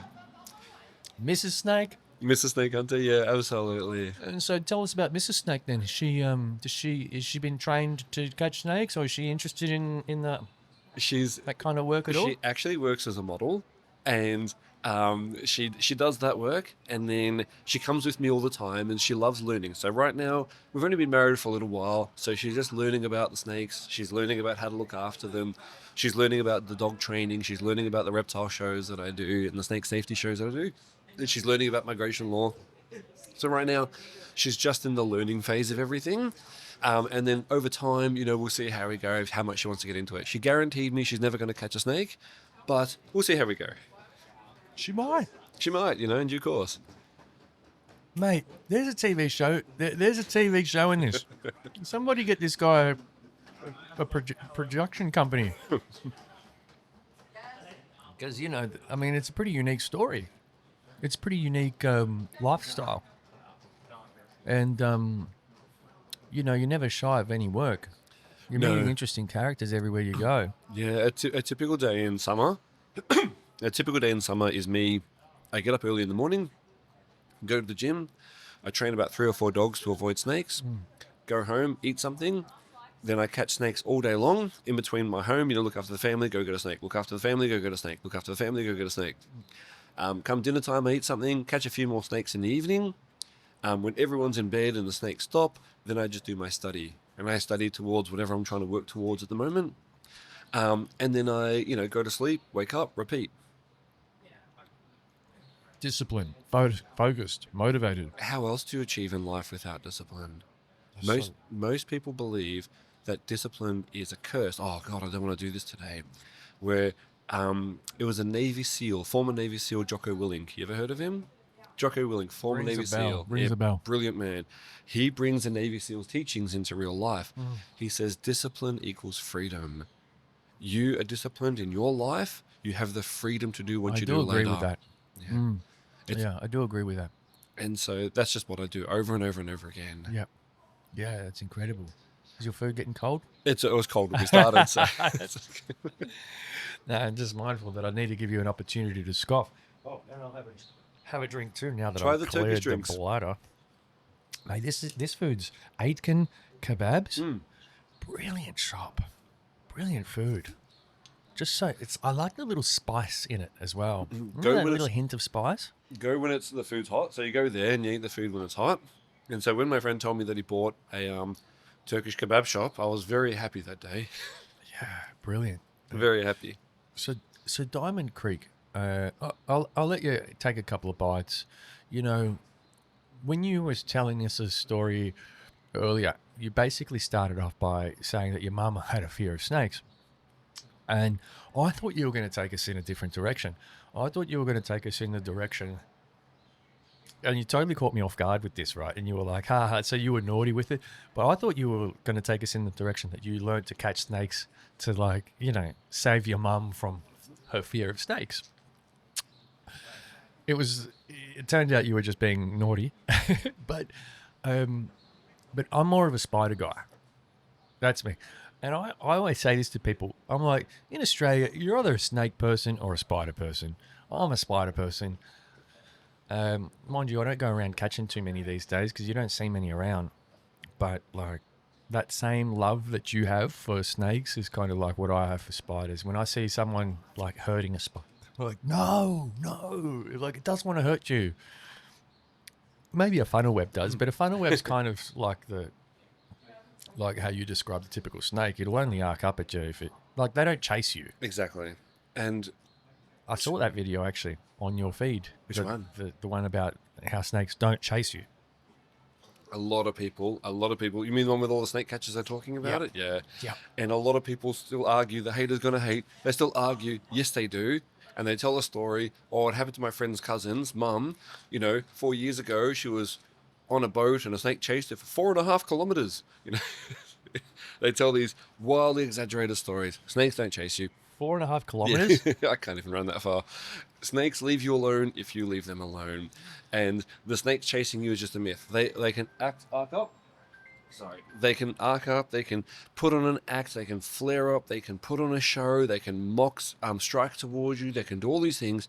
But at the end of the day, they just want to be left alone. That could be a call. No, that was just someone. It's actually someone who's a mediator. Right, okay. He runs a business as a mediator, and sometimes he calls me and asks me for advice because I actually am studying mediation at the moment. Right, go figure. Okay, you. Now, dog and snake, you two have got to sort this out. Let's find some common ground. Let's find some common ground. Now, you say hiss and you say woof. How good, how good. Yeah, okay. Yes, that's interesting. I think the 4.5 kilometer snake was a rubber snake that was tied to the person. Or, but yes, yeah, possibly, but I think it's more likely that, and this is something most interesting thing, you can study psychology all you like. If you want to learn about fear and how people react to fear, come hang out with me for a day. Literally hang out with me for a day and you'll watch people fear. I've had people, because of their fear, they often have a shovel, because every guy's got to have a shovel. You see a snake, you get a shovel. That's what you do in Australia, right? Sure. So he's got this fear of this snake. He picks up a shovel. And I've had people hit me with the shovel. I got the snake. I captured the snake. So I got it. And he starts hitting me with the shovel. Oh, my God. He starts whacking me with the shovel. Stop. You? Yes. Because it wasn't because he's a bad guy. It's because he was afraid and his fear overtook him, and then he started to hit with a shovel. No way. The guy was a really nice bloke. And then when we finished and I captured the snake, I had to drop the snake and remove the shovel from him, recapture the snake all over again. He goes, "Oh, I'm really sorry, man. I just think I let my emotions get the better of me." It happens. Yeah. My daughter, my second daughter, she's a snake catcher as well. And she's caught snakes and had people throw rocks at her. I kid you not. And there was a person they weren't from Australia. They're from overseas, and they're obviously from a culture where they believe that snakes are like cursed or the devil, because the person was picking up rocks while my daughter was catching the snake, throwing rocks at her, saying, translating to English, I outcast you, Satan, from this person, from this person. He's saying, I outcast you, Satan, as he's throwing rocks at my daughter while she's trying to catch a snake for this family. And the family was chasing it, so stop. I've gone to snake call-outs where a wife and a husband are there. And on one occasion, the occasion with the shovel, the husband was the nervous one and the wife was the calm one. In the occasion where the wife was the nervous one and the husband was the calm one, the wife was saying, "Oh my God, Mark, I love you. You can live here. I'll marry you." And the husband said, "Calm down, would you?" You got a marriage proposal. Incredible. I've had people screaming at me. I've had people yelling at me. I've had people throw stuff at me. And then when they calm down, they suddenly kind of regret their behavior straight away. I'm trying to figure out which one of those I would be. How are you going to respond to fear? You've seen the movie The Dark Knight. What does the Joker say? You really know what a person's character is when you see them when they realize they're about to die. A lot of people think they're about to die when a snake's there. And the snake's in the corner, it's leaving them alone. It's got nothing to do with the person. It's leaving them alone. It's just in their house. The snake's just thinking, "Oh my God, I'm going to die." The person thinks they're going to die. And you start to see their personality come out. That's fascinating. This conversation kind of reminds me of when I spoke to Troy King, who's a neuroscience, I guess buff. He's a neuroscience student, and he's a corporate kind of speaker as well. And I like to have Troy King on the podcast. I've had him on a couple of times because he's a great, similar to you, he's a great storyteller. I think I had him episodes 44 and 56. And we get along like a house on fire, similar to this. And, he starts talking about the fear response in people as well. But he's talking about the fear response and how it comes out in people in a corporate context, and he does change management as well. So, he'll go into an organization, do some change management, start doing the change management practice and all of the things that comes with that. And then he starts to see people and how they start to behave towards him. Like negatively, and the things that they say and the things that they do. Really fascinating. He's like, yeah, when people are afraid for their life or they think that their livelihood's being threatened, their behaviors completely change. What does that He say should about hang out us? with me. He should hang out with me and watch that. You and him would, honestly, between the two of you, you guys would be a great show. I think one of the biggest things, and I'm not criticizing this country or Western values or anything like that. One of the biggest things that we have happen in Australia that I see every day is people are caught up. They're so caught up in what they're doing in their job, paying the mortgage, and I understand and I get it. They're so caught up in stress, they actually don't take time to think. And it's not until sometimes you have a life-threatening experience, even if it is a snake in the corner of your bedroom, and you suddenly realize that snake could have bitten my children. That snake could have bitten me. I could have accidentally stepped on it. You know, you get up in the middle of the night, you walk to the kitchen to just go get a glass of water, and you see something, you feel something crawling on your foot, and you go, what's that? You turn on the light, and a tiger snake was crawling on your foot, and you realize that thing could have killed me there and then. People begin to realize how vulnerable they are in life. Oh, yeah. Yeah. And it's amazing. Every person that I talked about who showed those extreme responses, Yeah. there was one thing I noticed about every one of them. They all were high functional professionals. Every one. Like, one was an accountant. Remember, I always ask people what they do. Everyone knows what I think of corporate people. One was an accountant, one was a doctor, one was a lawyer. I'm thinking of everyone who does it. Accountant, doctor, lawyer. One was a physiotherapist, and one was a CEO of a very big company. I'll never say what it is. And I'm just thinking, the more I think about it, the more I actually think about that, every time I've seen extreme responses from someone who seemed to have it all together in the what I call the corporate world. And it's an interesting thing. Have you ever read any books by Stephen Covey? No. Stephen Covey he's a late author. He's passed away now. And he used to talk about something. There's the law of the farm and the law of the school. In school, you can not show up to class. You can just flake all the time. And then the night before your exam, you can study really, really hard and you can just do just enough to pass the exam. If you live on a farm, you can't play that. You can't spend the entire winter not harvesting the ground. You can't spend the entire summer not plowing the seeds. You can't spend all autumn not watering the thing, and you can't spend all spring. You can't, the night before spring, you can't go suddenly just harvest the ground, plant the seeds, and think it's going to sprout up over spring. It's a year-long effort. Yep. You can fake many things in life. And the people who I saw, and I'm not calling these individuals fake, but one of the things that I notice is those who have the most anxiety tend to have the most fake kind of lives. Yeah, that's really interesting, actually. Yeah, I've spent a lot of time working with corporate people recently, and you know, doesn't come from a judgy place, but it's like you definitely start to ask yourself, like, you start to wonder, like, how do you hold yourself with such high esteem when I can clearly see that like these toxic negative behaviors just easily oozing out of you, and it's it makes me think, where do people get their training on? Where can someone today get their training on reducing anxiety and fear? And I'm a big believer in, and I know it sounds like I'm just trying to promote what I teach, but I'm actually a big believer in the ice, because you can act tough, but you can't fake it. And when I've taught people how to sit in the ice, and I'm going to bring this back to what you're saying, when I've taught people how to sit in the ice, I've had these big, strong AFL players, actual AFL players, big, strong AFL players, got the tub there, they're ready to go, you know what I mean? And then they jump into the ice, they jump straight back out. Oh my God, what the heck was that? And they're shaking and they've got the towel on. And then my 18-year-old daughter will just go sit in the ice straight after and just sit down and just keep her body and her mind calm and just sit there like that. She's not a big, tough AFL footy player. She's just a normal person. Your mind will dictate your body. Your mind will dictate your actions and mind. So you need to get discipline and control over one thing. The time I got bitten was when I did not have discipline over my mind. And so I'm a big believer to stop people from facing anxiety to do this. And I've worked in mental health for a long time. I've worked with people with all types of mental illnesses. And I'm not saying ice bars are a cure for some of the severe types of psychosis. What I'm saying is the ice regulates your emotions, and the ice helps you deal with any kind of mood disorder, including anxiety. right. because you have to do something. You're either going to control your mind or the ice is going to overwhelm you, and it forces you to have control of your mind. So ice baths. I can see where you're coming from, for sure.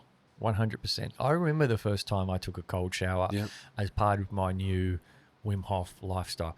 I still remember the date. It was the 3rd of January, 2019. It was 35 degrees that day. I was living in St Kilda, and I decided that I wanted to start doing cold showers, right?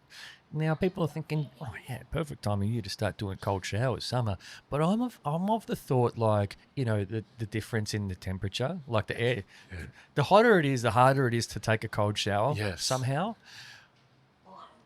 And then I've tried questioning that theory in the winter, and I've gone, but it's bloody hard in the winter too. Like, I can't figure out whether I'm just making up stories or whether it's like something I tell myself. But it was a 30-second cold shower. I was listening to music. I put music on just to make the experience a little bit easier. Good songs, right? And I turned on this cold water and I huddled, like it was like a bath shower. I huddled into the fetal position and basically rocked back and forth like someone who was having a mental episode. The longest 30 seconds of my life. And at the time I was studying I was doing a lot of yoga and Kundalini yoga, and I was learning how to, control the breath a lot through these breath work exercises and things. And I started to understand that there's a gap between my present, like, reality, what's going on in me, and what, like, the external experience. I'm like, oh, I can remove myself from what's happening right now. That's when and the cold showers has really, for me, it's become an exercise of, and it's been a lot. I think it's a journey. It's not it's not a destination that you get, right? Obviously, your 18-year-old daughter's kind of gotten quite far on that journey, probably further than the big tough footy player, as you put it. But I think it's like, isn't it interesting when you start to realize that you've got a choice in that moment, as opposed to just a reaction. Viktor Frankl, I believe he was the best psychiatrist of all time. Troy says this quote. Go on. Yeah. Viktor Frankl, for those who don't know, he was a Jewish psychiatrist who was in the middle of the imprisonment camps in World War II. And he was watching everything that was happening around him, the death and destruction. They were doing medical experiments on him too. And he noticed those who survive versus those who don't. You can't control, I'm not going to butcher the quote, you can't control what's happening to you sometimes, but you control the meaning it has to you. Right. And the people who survived those camps were those who associated meaning with the suffering that they went through. And the people who survived, because they all went through the same thing, were those who had the most positive meaning or meaningful meaning, purposive meaning as to what happened. And same thing that happened when you're in the ice. A lot of people, when I sit them down in the ice, a lot of people jump out. But those who go past that initial reaction stage, do you know what most of them do? They actually start crying because they have this sudden awareness that they're not in touch with who they really are. Yeah. The person who works as an accountant, and don't get me wrong, accounting is a very good job and a very rewarding job, but who secretly wants to be an author, they're not in touch with their true self. Yeah. The reason that I believe that ice cures anxiety is because there is a disconnect between who we are and who we pretend to be. Yeah. The further it is, you have that gap, the more anxiety and mood issues you have. Working in mental health for as long as I have, I tell you something. The quicker you wish to solve that anxiety inside of you, sit down in the ice and take a look at who you are. Are you honest every single day? You can't lie about jumping out of the ice. You're either in there or not. Are you honest to yourself? Are you honest to people around you? Are you genuinely good to people around you, or are you genuinely nasty? Are you selfish? All these things come into play. The moment you address every single question that I'm talking about right now, the disconnect between who you really are and who you're pretending to be becomes less and less and less until you actually become one. And then those people start to realize, and they cry, often with regrets.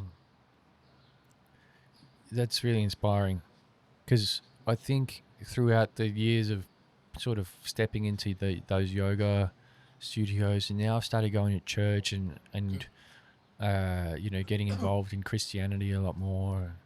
And I've continued the cold showers relentlessly for the past 3 years. I've missed a few days this year, but I went 18 months straight without missing one. Beautiful. And I'm like, I do, like I'm thinking, as you're talking, I'm thinking to those moments where I'm in that shower and how true what you're saying is. It's like you're fully undressed. The water is cold. You've got to show who you are on display. Who you really are is on display. Absolutely. And it's on display to the most important person of all, or the most important beings of all. It's Yourself and God. It's you. Yeah. Yourself, yeah. Yeah. And the only thing you have in those moments, you realize just before you go to sleep, even if you're with someone you love, in that moment just before you go to sleep, it's just you and your own thoughts. Just before you die, the moment before someone dies, and I've been there, it is just you and your own thoughts. When I was laying on that grass, staring at the blue sky, I just wanted my Aisha. It's all I wanted. Your daughter. My daughter, Aisha. When I was dying again in the hospital, I just sat there with my own thoughts. I couldn't communicate to the world. All I could control, and I couldn't even control it, was my breathing, and I couldn't do that. So all I could do was associate meaning with what was happening to me, a purpose of meaning. When you're in the ice, all the things that you hide from yourself all come out at that moment. And I believe the vast majority of people can't handle the ice, not because they can't handle the cold. I can teach anyone to handle the cold. It's because they can't face what they're doing to themselves in their own life. Yeah. And like you said, you sit in the shower, it's cold, and all of a sudden everything becomes real. One of the most awakening moments in my entire life was not in that Buddhist temple when I was a little boy hovering above my own body looking down. The most awakening moment of my entire life was when I sit in the ice bath, and I do this regularly, and then I put my head in the ice. You dunk your head under that cold head's water. the hardest part. Yes. Because all your thoughts come back to this sudden realization. You feel every heartbeat. Dum dum, dum dum, dum dum. You feel your body screaming to breathe. The anxiety of the ice and the cold overwhelms you, even though you only need to raise your head 30 centimeters and you can breathe again. And even though it's so cold and you're going to put your head up because of the cold, and it's just water, you can hold your breath under the water. It's actually your own thoughts and your own emotions that are facing you in that moment. Most people can't take that because of who they are. But that's the thing. The thing that we are most afraid of is what we need to do in order to help ourselves. Oh, that's a big one. I said this to someone the other day. The cave we fear to enter holds the treasure we seek. I got to go through the messages to figure out who I said that to because I can't remember, but it's so true. The ice is the biggest reality check in the world. Yeah. It really is. And most people, they have their different reasons, and this is not a judgment. We don't judge people in the ice. I'm not judging anyone. Everyone's at a different level. The fact that you try means you're better than 99% of people in the world, because 99% of the people won't even try. You just try. You sit down. Sometimes it's just your legs that go in. Sometimes it's your waist. Sometimes it's up to your shoulders. Sometimes up to the neck. Sometimes people can dunk their head. But most people, when they come out of the ice, they try and turn their face away from it because they suddenly realize all the things in their life that they won't admit to themselves. Oh, yeah. In our body, we know this. We know about it. It's cool now. Back when I was a kid, it wasn't cool. When I used to talk to my teachers about chakras, they used to think I was a crazy person. And I got detention a lot for talking about snakes, for talking about chakras. Isn't this so sad the world was like this when I was a kid? Still is in many places. I used to talk about this, and I used to talk about chakras. The first chakra that you ever face in this world is that of survival. It is blocked by fear, and that is why most people cannot get into the ice, because fear rules them. Some people enter corporate jobs because it's a good job, don't get me wrong, but it's because they're afraid of not having money. It's because they're afraid of not fitting in. It's because they're afraid of doing... I catch snakes for a living and I teach people to hop in the ice. That's really weird. Yeah. Most people won't step outside of that. The fear rules them. Maybe they get to 30, maybe they get to 40, maybe they get to 80 till they realize I've been letting fear rule me as opposed to what is really me. Yeah. I went out with someone on Tuesday night who was just telling me about where she is at the moment in her life, and she knows what she wants to do, but she can't. She knows what she has to do in order to do the thing she wants to do, but the corporate job is too comfortable. I, I remember once, this is many years ago, and I'm going to I'm going to say in advance, I love my wife very much. This is many years before I met her. I went on a date with this one girl a long time ago. And I remember she was sitting there saying, I can't see you Friday night. Our second date, I can't see you Friday night because I've got to go prepare for Monday. And I said, what on earth are you doing Friday that you need to prepare over the entire weekend? On Monday, I've got a meeting where I'm going to convince my boss that I'm doing such a good job that I can get a raise of this much. And I said, so over the entire year, you get a raise of about $1,000. She goes, yes. I said, so you're prepared to lose your entire weekend to prepare to show your boss why you should get an extra $1,000 for the entire year? Yes. I said, why don't you just study that entire weekend, learn a skill, so you've got a job for a weekend where you can make $1,000 a day each weekend. And then you don't care if you get the raise in the work. Yeah. She looked at me as if I was a crazy person, and that's why we didn't see each other for the third date. Yeah. Yeah. Yeah. That's so relatable. I think you're like, you're similar levels of crazy to me, I think. Are we crazy? Yeah. Or is it the world? Is that crazy? Or is it crazy to study an entire weekend to prepare for your job? I like to think that we're a little crazy. And I'll tell you why. Because it's just,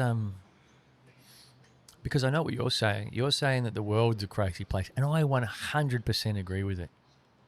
But, you know, I just like to make us relatable to normal people. Fair enough, man. If I call us crazy, most people listening to this will agree. But I do agree with you that the world's a crazy place, and the things that people do. You know, I'll give you a best example of where we are right now. You work in a 9-to-5 job. Sorry, you drive an hour minimum in Melbourne to go work That's in a true. job that you don't like, to then to hang around people that you don't like, to go drive an hour home, and then you go spend money that you don't have on things you don't need to impress people who don't care about you. And then you go out on the weekend and spend that money to act like an idiot, to impress people who don't care about you, to tell a story about how you were doing something stupid and harmful to yourself, to again impress people who want to see you fall. And you repeat this on a weekly basis, and I'm the crazy person? yeah. All the people that I've come to admire don't live like that. It's kind of interesting. It's very interesting. Have you ever been a sober person at a party where everyone's drunk and realized how unfunny and how unoriginal people That's are? so true. I've been the drunkest person at a party too. And I'll tell you what, it's way easier to be the drunkest person at the is. party because when you're the sober one, you want to get the fuck out of there as soon as possible. Exactly. And do you know what? do. It's so true. You And want to get... you can get out of it. What am I these doing people? here? Yeah. And That's you why I know, don't go out anymore. and I used to feel sorry for the people. I remember I went out with all my friends. I'd been a single dad for so long. My kids are growing up a bit. I finally went out and I met some friends and I met some people. And I remember going out with them. I'll come out, we're going to go to this place, then we're going to go to this place, we're going to have dinner here, and we're going to go to this place. So I spend the evening with them. And by the end of the evening, I thought to myself, wow, I did not realize how lucky I was that I got to spend every single night studying and working towards a life towards my family, because the alternative was depressing. 100%. 100%. And this is not, again, it's not a judgment. It's not a criticism. It's how I felt in that moment. But I tell you something. Yeah. If you go back to the disconnect, you're created, you're Christian, a person could be Buddhist, it could be Muslim, Jewish, whatever. You're created for a purpose. The further you stray from that purpose, the more unhappy you'll become. So if you're created to make a family, if you want to have a family, or to have close relationships with your family, you're created to have a sense of meaning and to make money to provide for yourself. You're created to do good and use the skills you have to help other people. And you're created to self-expression, create self-expression and express yourself as much as possible. How does getting completely blind drunk help you achieve your goal? Especially on a regular basis. And the more it is that you do things that are the opposite of what it is that you're intended for, the less happy you'll become. Yeah, for sure.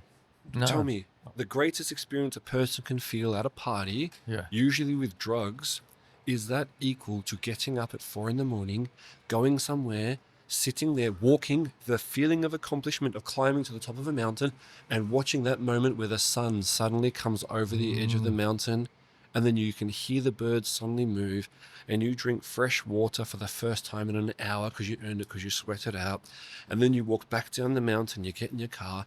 That feeling of accomplishment is better than any false feelings that any dopamine hit could ever give you in the Most world. people agree. Most people agree, and I think the reason people medicate so much in this society is because they are living inauthentically, or they're in jobs.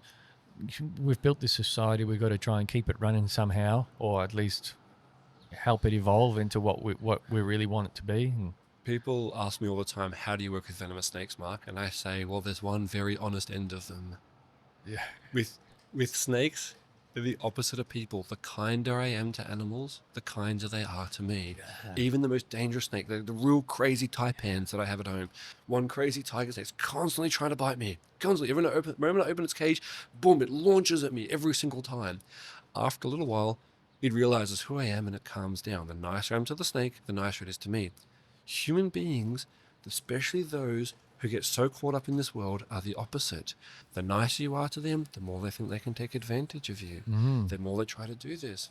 And I find that people who have got the greatest disconnect, that personality and that disconnect seem to go hand in hand. The people who understand their purpose, whatever that purpose is, work towards it, and who work towards good, genuinely trying to do good. And people are inherently good, which is why they're so sad that they're doing all these evil things to themselves. yeah, that's true. You're inherently good. All this drinking, That's all really this bad true. behavior is why you're so miserable, because you know this is not what for you. The nicer I am to animals, the nicer they are to me. Yeah, People who are furthest from the disconnect, you be nice to them, how can they take advantage of you? yeah. So you be nice to the people who, it's so easy to figure out who you're going to be friends with, those who have removed the disconnect from their life. Yeah, that's really interesting. And That's- those who haven't, you still be nice to them, but you set up very firm boundaries. you've taken me places on this podcast today. Like it's definitely places I didn't expect to go.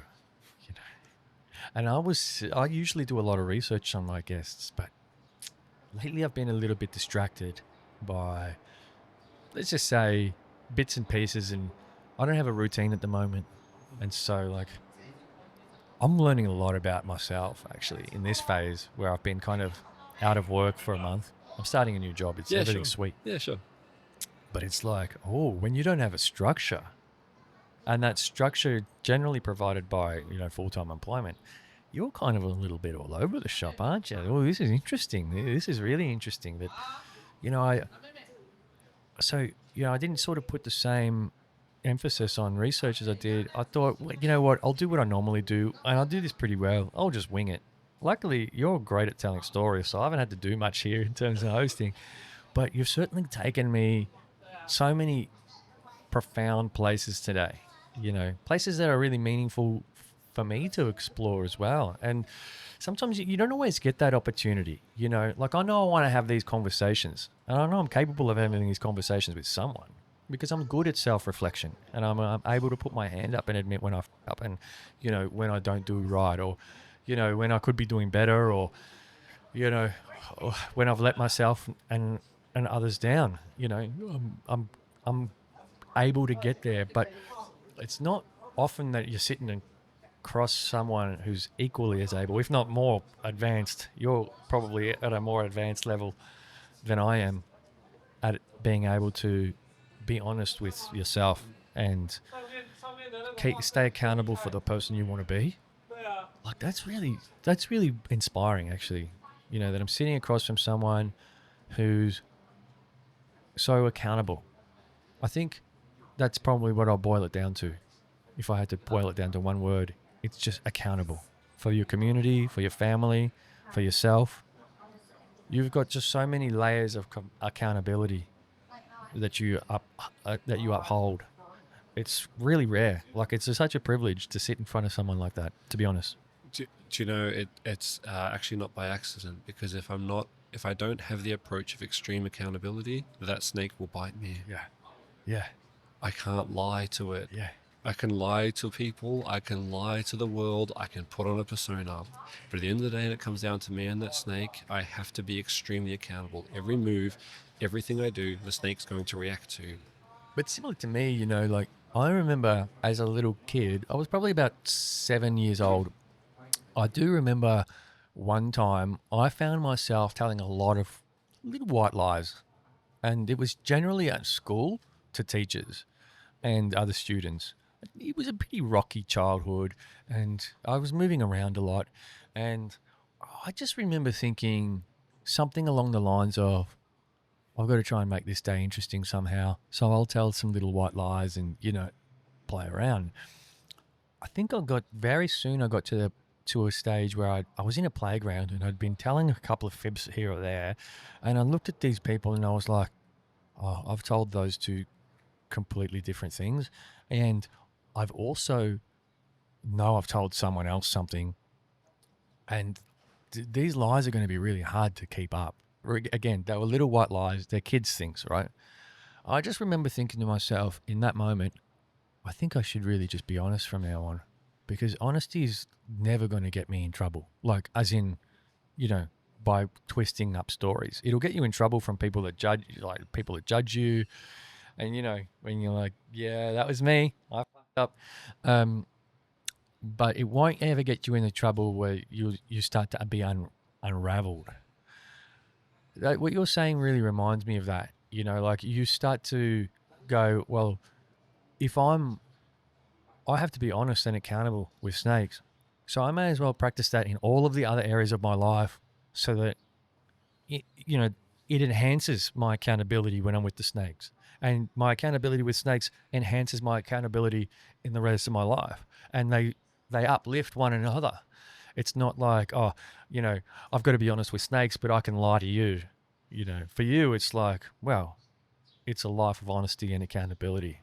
I think it was Gandhi who said you cannot be good, attempt to do good in one area of life and not attempt to do good in other areas. It's all interrelated. That's so true. And honesty is very interesting.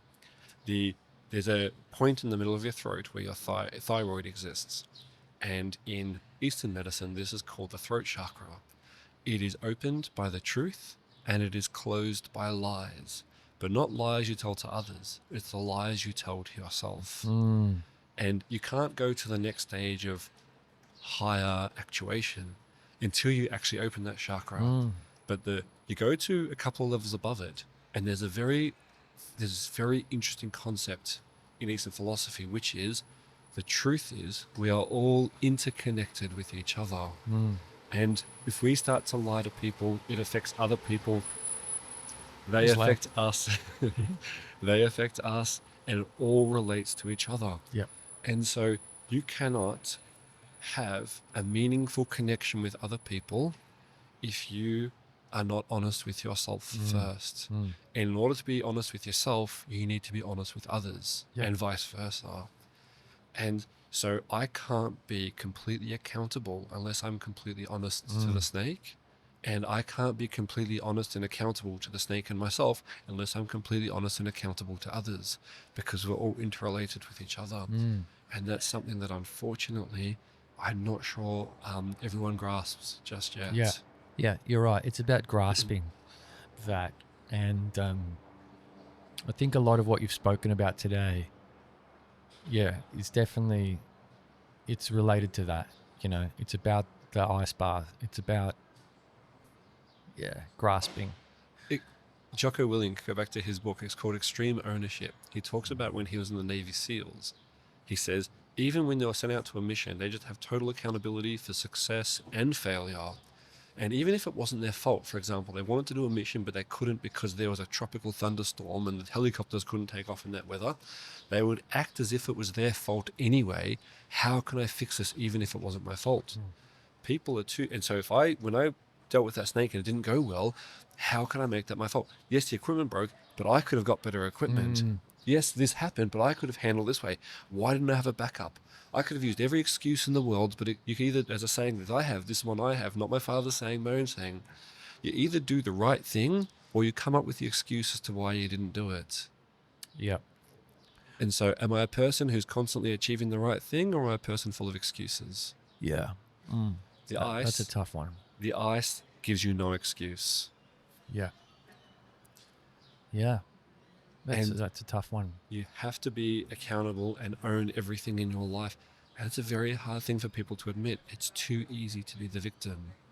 It's too easy to love to tell a story. It's too easy to get popularity and sympathy and all these different things. That's true. Did you hear about that woman who faked having cancer and took off, her cookbook took off Yeah. and she got busted? Yes. Yeah. She was I think she was from the Gold Coast or lived there at least. That was such a sad story. Because I think I remember seeing her once she'd gotten busted and you could see the remorse. Or you could see, and I couldn't tell at the time whether it was remorse for what she'd actually done or whether it was remorse for being busted. But you could see it. Like you were talking earlier about, that look that someone has in their eyes. They're just about to pass away, and those 6 people independently all said to you that they saw that. They saw me die. Yeah, you can see that in a person sometimes when you see that they've been busted. It's like an ego death. I said this once to someone who was crying when they got caught treating me badly. I said to them, if you were so upset with what you're doing, you would have cried when you committed the action, as opposed to crying now that you got caught. Yeah. And Yeah. unfortunately, most people won't go in the ice, won't face the reality of their life, is because they don't want to deal with the emotion of what it feels like to get caught, so they dig themselves deeper into the very lie that dig they their live. heels in. Yeah. Whether that be a lie to someone else or a lie to themselves about their job, Yep. which is where most anxiety and depression comes from. It comes from dishonesty. So where do you, I mean, you mentioned that you teach people to get in ice and ice baths. Where do you do this? Is this an official thing? I saw that you had a couple of handles, Yeah. but they weren't ice bath related. Oh, no, I used to just do it on TikTok, actually. Oh, yeah. I used to just do it on TikTok. I used to just sit in the ice and people could just sit there and join me in the ice. Now, I haven't done a TikTok on this for a while now. What is it, just TikTok live or something? Yeah, just live in the ice. And I used to just sit in the ice bath live on TikTok and answer questions from people. Because anyone can sit in the ice bath and just shiver the entire time. That's what I do. And who could sit there? And I used to answer questions calmly. So people used to go... I'm shivering right now, actually.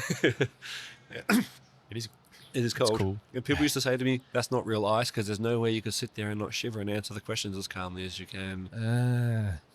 Haters gonna hate. And why do they hate? Because there's a massive disconnect between who they are and who they want to be.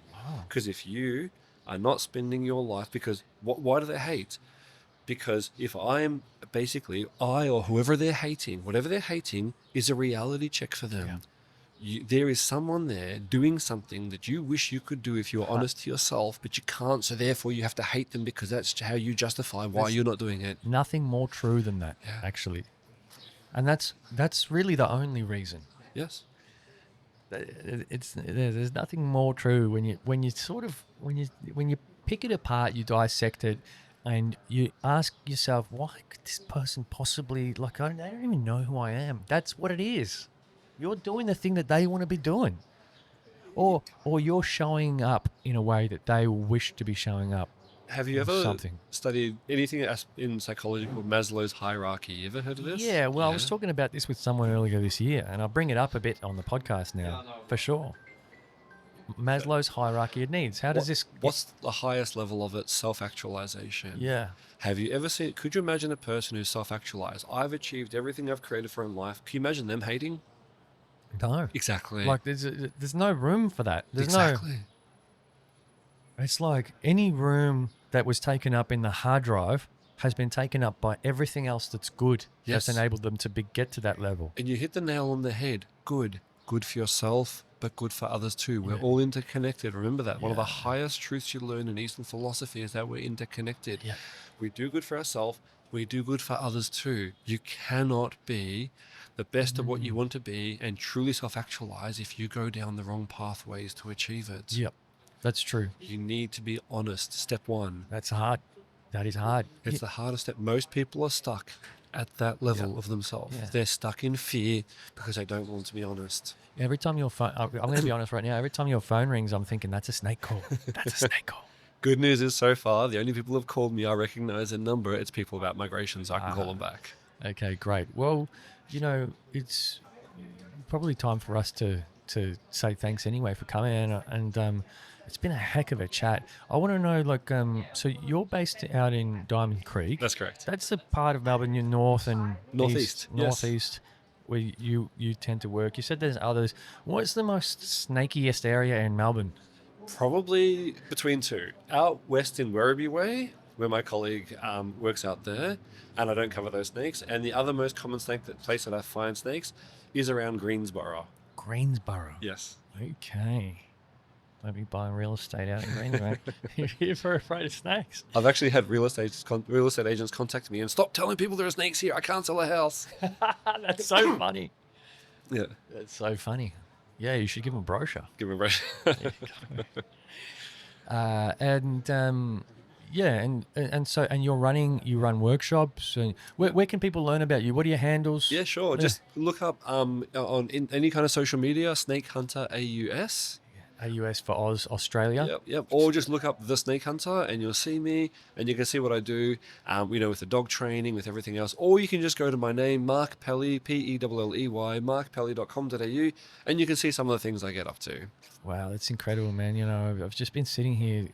I think I looked down at the time half an hour in, and I was just thinking, I can't believe I'm sitting in front of this guy. Like, he's telling me a story about almost dying. Yeah. And it's a pretty crazy story. I mean, I have been made aware, just through being Australian, I suppose, of how dangerous tiger snakes are. But I wanted you to really just, emphasize that it's the fifth most venomous snake on Earth. Yeah. What's the most venomous snake on The Earth? taipan. The taipan. Taipan. Where are they found? They're found near Mildura. There's a small batch of them near Mildura, and there's another small batch. There's a big batch of them, basically between where the South Australia, Northern Territory, and Queensland border meet. Okay. So what's the second and third and fourth? The second is the Eastern Brown, which we have here in Melbourne. So that's worse than the tiger. You're kidding. Yeah. Right. Number 3 is the coastal taipan, which is found basically all along the north and east coast of Australia. North and east coast. Yeah. Okay, so that's up Queensland, Yeah. right? Okay, and the 4? Go to Africa or South Africa and you'll find the black mamba. And then number 5 is our tiger snake. Yeah. So of the top 5 snakes in the world, or top 5 most venomous, 4 are from Australia. That's mind-blowing. Yeah. We need more snake hunters in Australia. A few people have tried to come with me. Then they see a brown snake because brown snakes, when they really try to bite, they'll spring load like up an S. They'll come up like an S and they'll spring load off the ground, and they can bite you around hip height, which is particularly painful for men. So when people see that, they kind of change their decision on their potential career. Right, okay. Yeah, well, I mean, we're lucky to have you. We really are. We're lucky to have you here in Melbourne. We're lucky to have you alive. Your family's lucky to have you. We're lucky to have you here on the podcast in Hosier Lane, in Melbourne CBD, to be able to tell these stories. And I just was sitting here thinking, when can we do this again? But I have to come out with you sometime. Come follow me. I want to do what Rob did. Yep. Come follow me. Get in touch, and you can follow me, and we can go look at catching some snakes together. Mark, it's been so good to have you, mate. Honestly, Thank you so much. Thank you. Real pleasure to meet you today. Yeah. Any shout outs that we needed to give before you go? What's a shout out? Sorry. Yeah, anyone that you wanted to say hi to? Aiken Kebab. There you go. That's it. It didn't need to happen, but we'll thank him again. All right. Yeah. Thanks so much. I'm going to clap it out. All right. 1, 2, 3. Cheers, Mark. Yeah. Thank you so much, mate. It was a wonderful time talking to you. Bye.